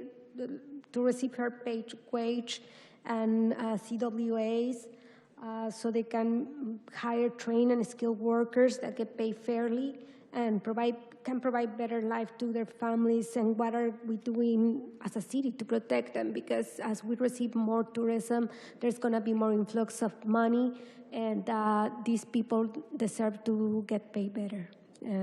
But I hope that there's an inclusion specifically that these unions get ask. Thank you. Thank you, Councilmember Martinez Franco. Councilmember Treceder. Thank you. Yeah, I really appreciate this item. I think it makes a ton of sense to plan ahead. We will have a lot of events happening in short succession. So I do agree with Councilmember Martinez Franco, and that I'm hoping that in addition to the stakeholders who are named here, that we can also have unions that are relevant for this area. Thank you. Thank you, Councilmember Treceder. Councilmember Carroll. No, thank you, Mayor. Yeah, I just want to also thank my colleague for bringing this forward. As my successor on the Hotel Improvement District Committee, I really do appreciate her bringing this forward. I think it's really important that we take a look at these these metrics from a data point of view, and just for the public's benefit, we have the second largest hotel community after Anaheim, California, the home of Disneyland, and we really do have a thriving, amazing economic backbone in the businesses, the businesses that use our hotel community, the people that visit Irvine, our Destination Irvine platform that we've developed that Councilmember Liu is now leading the committee on. Just really our banner programs to just advertise our city. And if there's any sort of piece that's a component of the economic juggernaut of our city, it's the businesses and the tech companies and the startups and the big companies everywhere from the Edwards down to the incubator company and every med device and manufacturing company and the IBC and the spectrum in between that need thousands of corporate apartments, and as Councilmember Liu said, which are used by these hotels.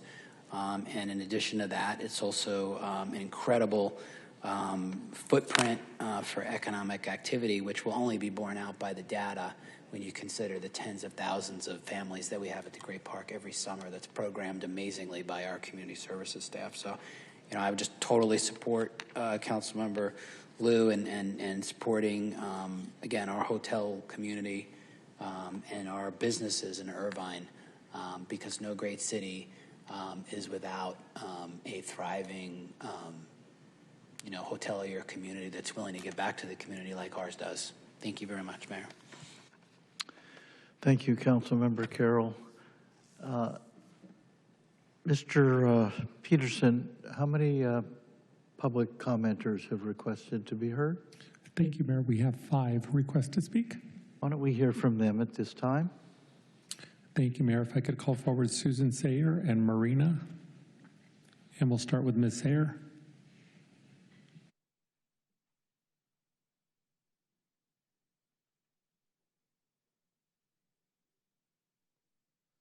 Hi, good evening again. My name's Susan Sayer, and I'm a longtime Irvine resident.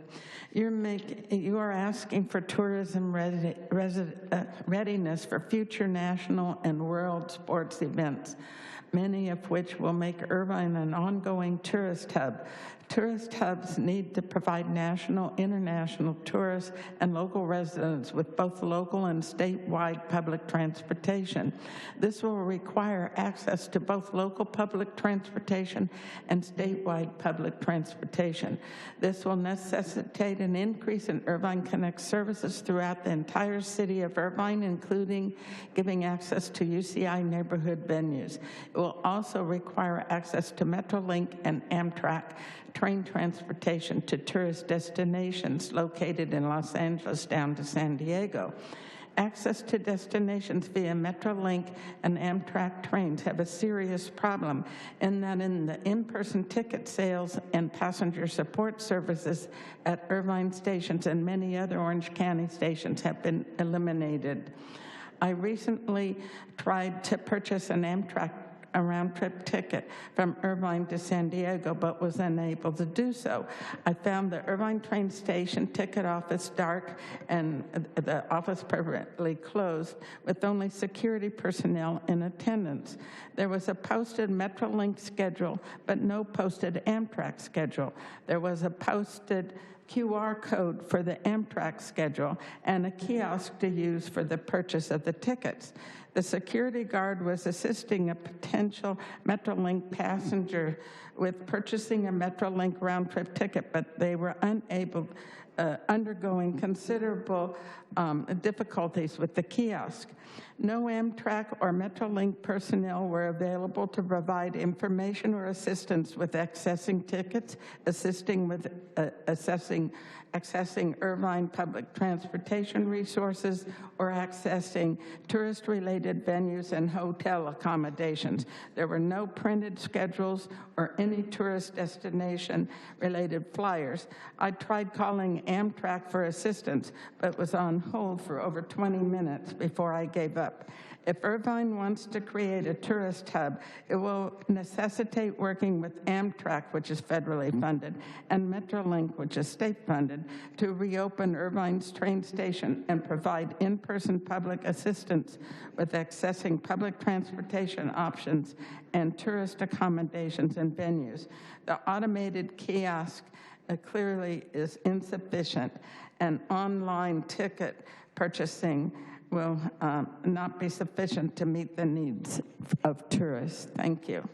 Thank you. Marina? Welcome. Hi. Good evening, council members. I'm Marina. I represent the Irvine Marriott. And I do want to say, first of all, I'm really excited about the global events that are coming up. This is great for Irvine to elevate its position in the world stage. However, that opportunity is very fragile. I do want to say that specifically talk about one critical factor about all of this is the cost of doing business, especially labor. Today we're competitive because we are aligned with the surrounding markets like Costa Mesa, Anaheim, Santa Ana, all operating the same minimum wage. So basically, if we increase minimum wage just for these markets, you're talking about increasing minimum wage in perpetuity. So after these events are over, hotel businesses are sustaining a high minimum wage, which is not sustainable. While these are unintended consequences, hotels, restaurants will be forced to reduce staffing and services. Entry-level opportunities will shrink. And ultimately, we risk becoming a higher cost market with reduced service level.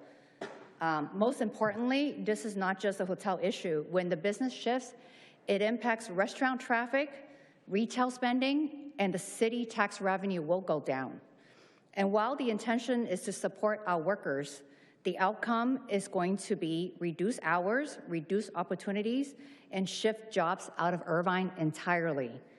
So I just want to tell you that I oppose the minimum wage increase just around these events because it is in perpetuity. And we need to seriously consider how this affects the city in the long term. So I do encourage having a competitive and cost impact analysis done for not just surrounding these events, but for what happened after the events are over. And I'm speaking on behalf of one of the largest hotels in Irvine, and I'm opposing the minimum wage increase to 30. Thank you so much for listening to me tonight. I appreciate it. Thank you for your comments. Mr. Mayor, our last in-person speaker does have AV material, so if I may, I'll transition to Zoom and then come back to that individual. And this will then be our last? Correct. So there's one more in person, which we'll come back to that individual, and we have 2 on Zoom. All right. So close the queue now, please. Thank you, Mayor. Our next speaker is Sid Ramani. Sid, you may unmute your mic.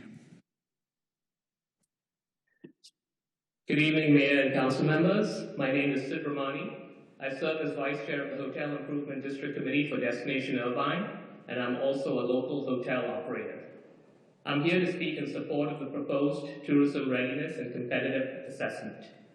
As stated, over the next several years, Irvine will be on a global stage with the World Cup, Super Bowl, Olympics, all driving increased visitation and demand. This is a significant opportunity, but it is also highly competitive. Cities across Southern California are already preparing and positioning themselves to capture this demand. Visitors and event organizers will ultimately choose destinations that deliver the right balance of accessibility, experience, and value. This assessment brings clarity to that equation. It evaluates infrastructure, workforce readiness, cost of doing business, and our overall hospitality capacity, all of which will determine whether increased visitation translates into real economic benefit for our city.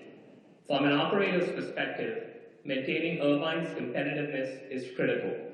As operating costs increase, these costs flow through to pricing, and pricing directly impacts demand, especially in a region with multiple nearby options. That's why a data-driven approach matters. This assessment will help the city understand where we stand today and how different factors impact our ability to attract and retain visitation. It also supports more balanced decision-making. ensuring we continue to support our workforce while sustaining a healthy business environment and protecting tourism as an economic driver.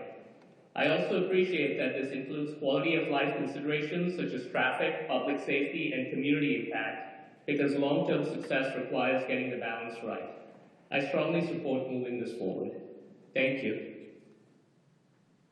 Our next speaker is telephone number 608. 608, you may unmute your mic.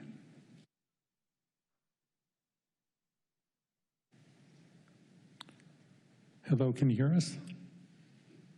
Yeah, good evening. Good evening, Mayor and Council members. My name is Yuni Hunter. I'm a GM at the AC Hotel Irvine. I also like to express my support for the proposed tourism readiness and competitiveness assessment. From a hospitality perspective, and this is a timely step as we approach global events like the World Cup and Olympics, which will bring increased visibility and demand to this area. As a hotel operator, we see this a major opportunity, not just for hotels, but for the broader local community and economical perspective. But coordination is not just important. Coordination is more important, actually, not just physical capacity. Hotels like us and having a clear and city-wide strategy helps us better prepare. It's not about just filling up the rooms, but it's about creating strong and quantitative visitor experience that benefits the entire city of Irvine. Otherwise, there are neighboring cities nearby looking to get business from us. This assessment will help us align efforts across the hotels, restaurants, retail, local businesses, and transportation, ensuring our Irvine is well prepared and competitive, supporting local jobs and driving economic growth. So I also wanted to recognize the ongoing efforts with HID committee and city staff. We've already seen strong collaboration in promoting tourism and positioning Irvine to be competitive compared to our neighboring cities. So ultimately, this is being proactive and data-driven, making sure Irvine is being well prepared for the opportunities ahead. It's about giving all the opportunities, but cost of doing business is extremely important to make sure to keep our business in Irvine. So I support this assessment to see clarity of data. Thank you. And our last speaker is Sinan. Welcome. Good evening, Mayor Agran and members of the Council. So my name is Sinan Bayar, and I serve as the Director of the Strategic Partnership at Versant University here in Irvine. So I'm expert in the tourism planning and destination development. Next slide, please. So I have contributed to the World Economic Forum Travel and Tourism Development Index, worked on the Destination Development Initiative in the UN Tourism, formerly World Tourism Organization, and the European Union's Smart and Sustainable Tourism Program. Next slide, please. So building on this experience, I have been conducting research on the Irvine's tourism potential since last September. So I truly value Irvine and believe the city has unique opportunity for strategic tourism development. I would like to thank Council Member Melinda Liu for bringing this important topic to this agenda. So the coming years will be unique moments. Our region, major global events are approaching, including FIFA World Cup and the upcoming Olympic Games. In addition, Irvine being selected as the training base, the U.S. men's national soccer team has a great honor. But these opportunities also bring new responsibilities. Rather than focusing only on single assignment or report, I believe Irvine will benefit from developing a comprehensive 5-year tourism master plan. As shown in the framework, Irvine has already a strong tourism ecosystem, including business and innovation, sports and events, outdoor recreation, academic institution, culinary diversity, and regional connectivity. However, next slide, please. Unlock this potential, strategic coordination is essential. A successful tourism strategy requires collaboration among all stakeholders. This includes local government, destination organization, DMOs, hotels, transportation partners, universities, park and recreation institutes, and broader business community. So for this reason, organizing a tourism master plan conferences that bring these stakeholders together could help develop the shared vision and the clear roadmap the next 5 years. So I would be happy to contribute to support the city of Irvine at this process. Working together, we can build smarter and more sustainable for the Irvine. Thank you for your time and consideration. Thank you. Thank you. And that is all, Mayor. Thank you. Well, having concluded the public comment, I'll turn to my colleagues for comment, for discussion. And Council Member Liu, let me just say you're welcome at any time to present a motion if you prefer to have your colleagues speak to a motion specifically. Councilmember Carroll. Oh, thank you, Mayor. Yeah, and I'll be brief. And Councilmember, I'd be happy to second your motion when you would like to make it. Just want to point out, I want to thank 2 of the members of the Hotel Improvement District that had a chance to serve with Marina. Thank you for being here tonight, and Sid for calling in as well as the other speakers. I think that this is a great opportunity to go ahead and put together a comprehensive review. So I fully support this. Happy to second the motion and to bring it forward as a really important study to take a look at. And for a city of our size and our greatness, this is truly appropriate. I want to actually, I guess the modern term is topside, something that my favorite commenter, well, one of my favorite commenters, and perhaps the ombudsman of the city of Irvine, California, Susan Sayer, said up here, and thank you, Susan. I had the opportunity to tour for a few hours at length the Irvine Transportation Center, the Amtrak station, with Councilmember Go some months ago. And I would have to agree with you wholeheartedly, and I would hope the maker would be okay with this. It seems to incorporate it because it talks about the current infrastructure of Irvine, the economics, that would include that lobby, because that lobby is an eyesore. The fact that there is no human being taking tickets is a real problem. I'm not even sure what was going on in there, and I understand it has to do with our esteemed federal government in some manner. But if that's our facility and we own it, if there's something that could be done in this study with regard to, and not just because I'm a trained person,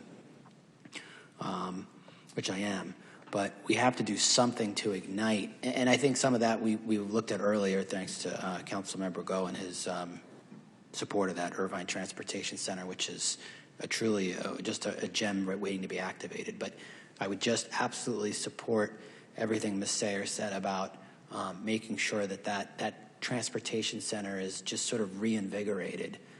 When you walk in there, it's got this kludgy machine, and it's impossible. I mean, if we have to hire somebody to stand there and help people decipher that and get tickets and get them to proper track and whatever we have to do, city manager, okay?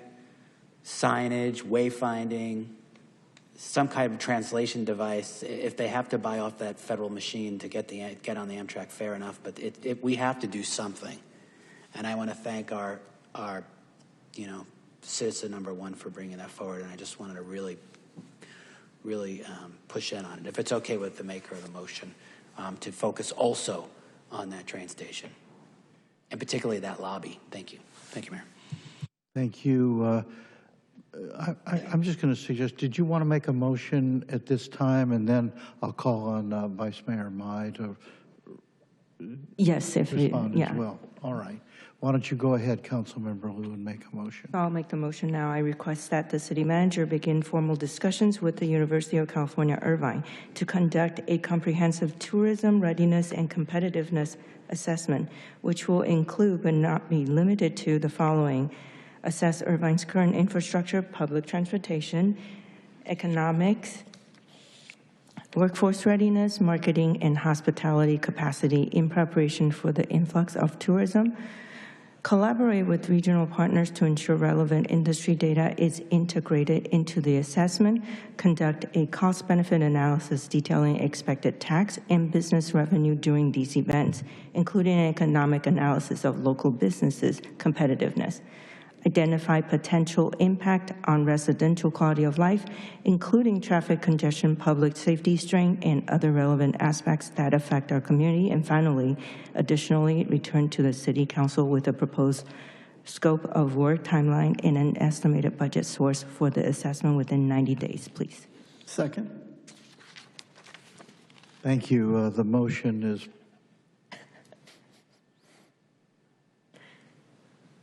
is before us with a second by, was it Councilmember Go?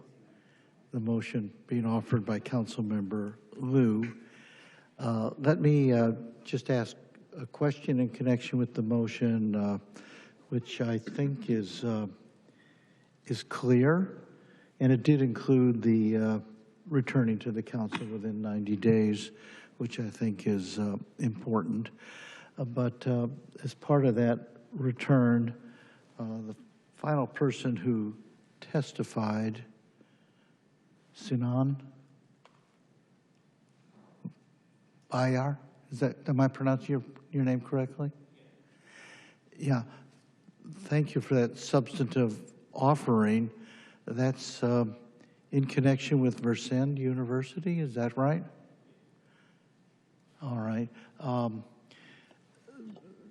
That lends itself to my question. When you come back in 90 days, assuming this passes, I hope you can answer the question of what the specific roles and responsibilities would be assigned to UCI, and perhaps to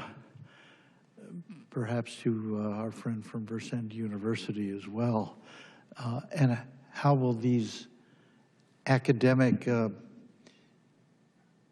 how will this kind of academic expertise really be anticipated to translate into practical, actionable recommendations for the city? That's just a request in connection with the adoption of the motion.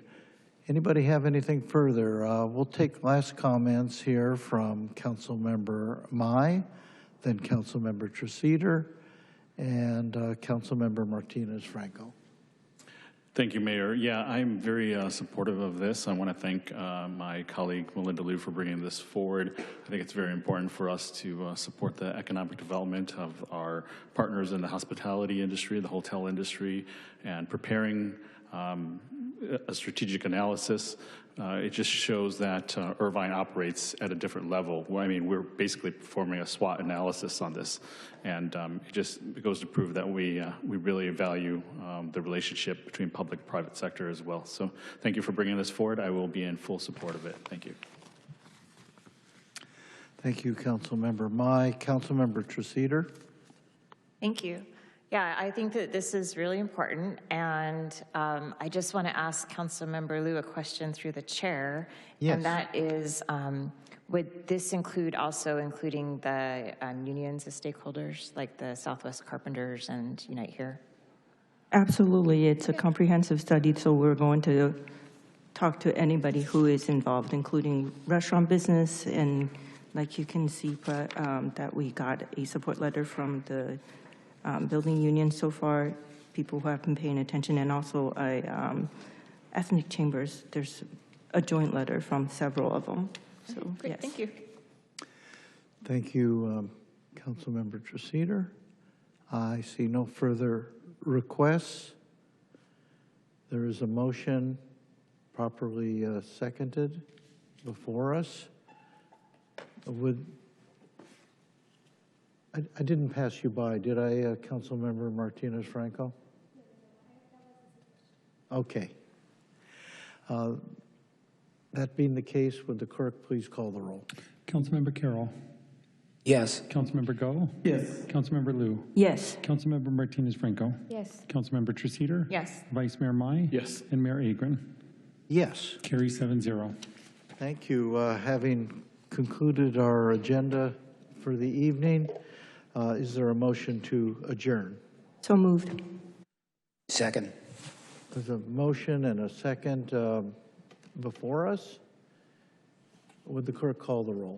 Councilmember Carroll. Yes. Councilmember Go. Yes. Councilmember Liu. Yes. Councilmember Martinez Franco. Yes. Councilmember Treceder. Yes. Vice Mayor Mai. Yes. And Mayor Agron. Yes. Carry 7-0. Thank you. Meeting adjourned. Wow, record. Record time. Oops. Did I take- Leave while you can.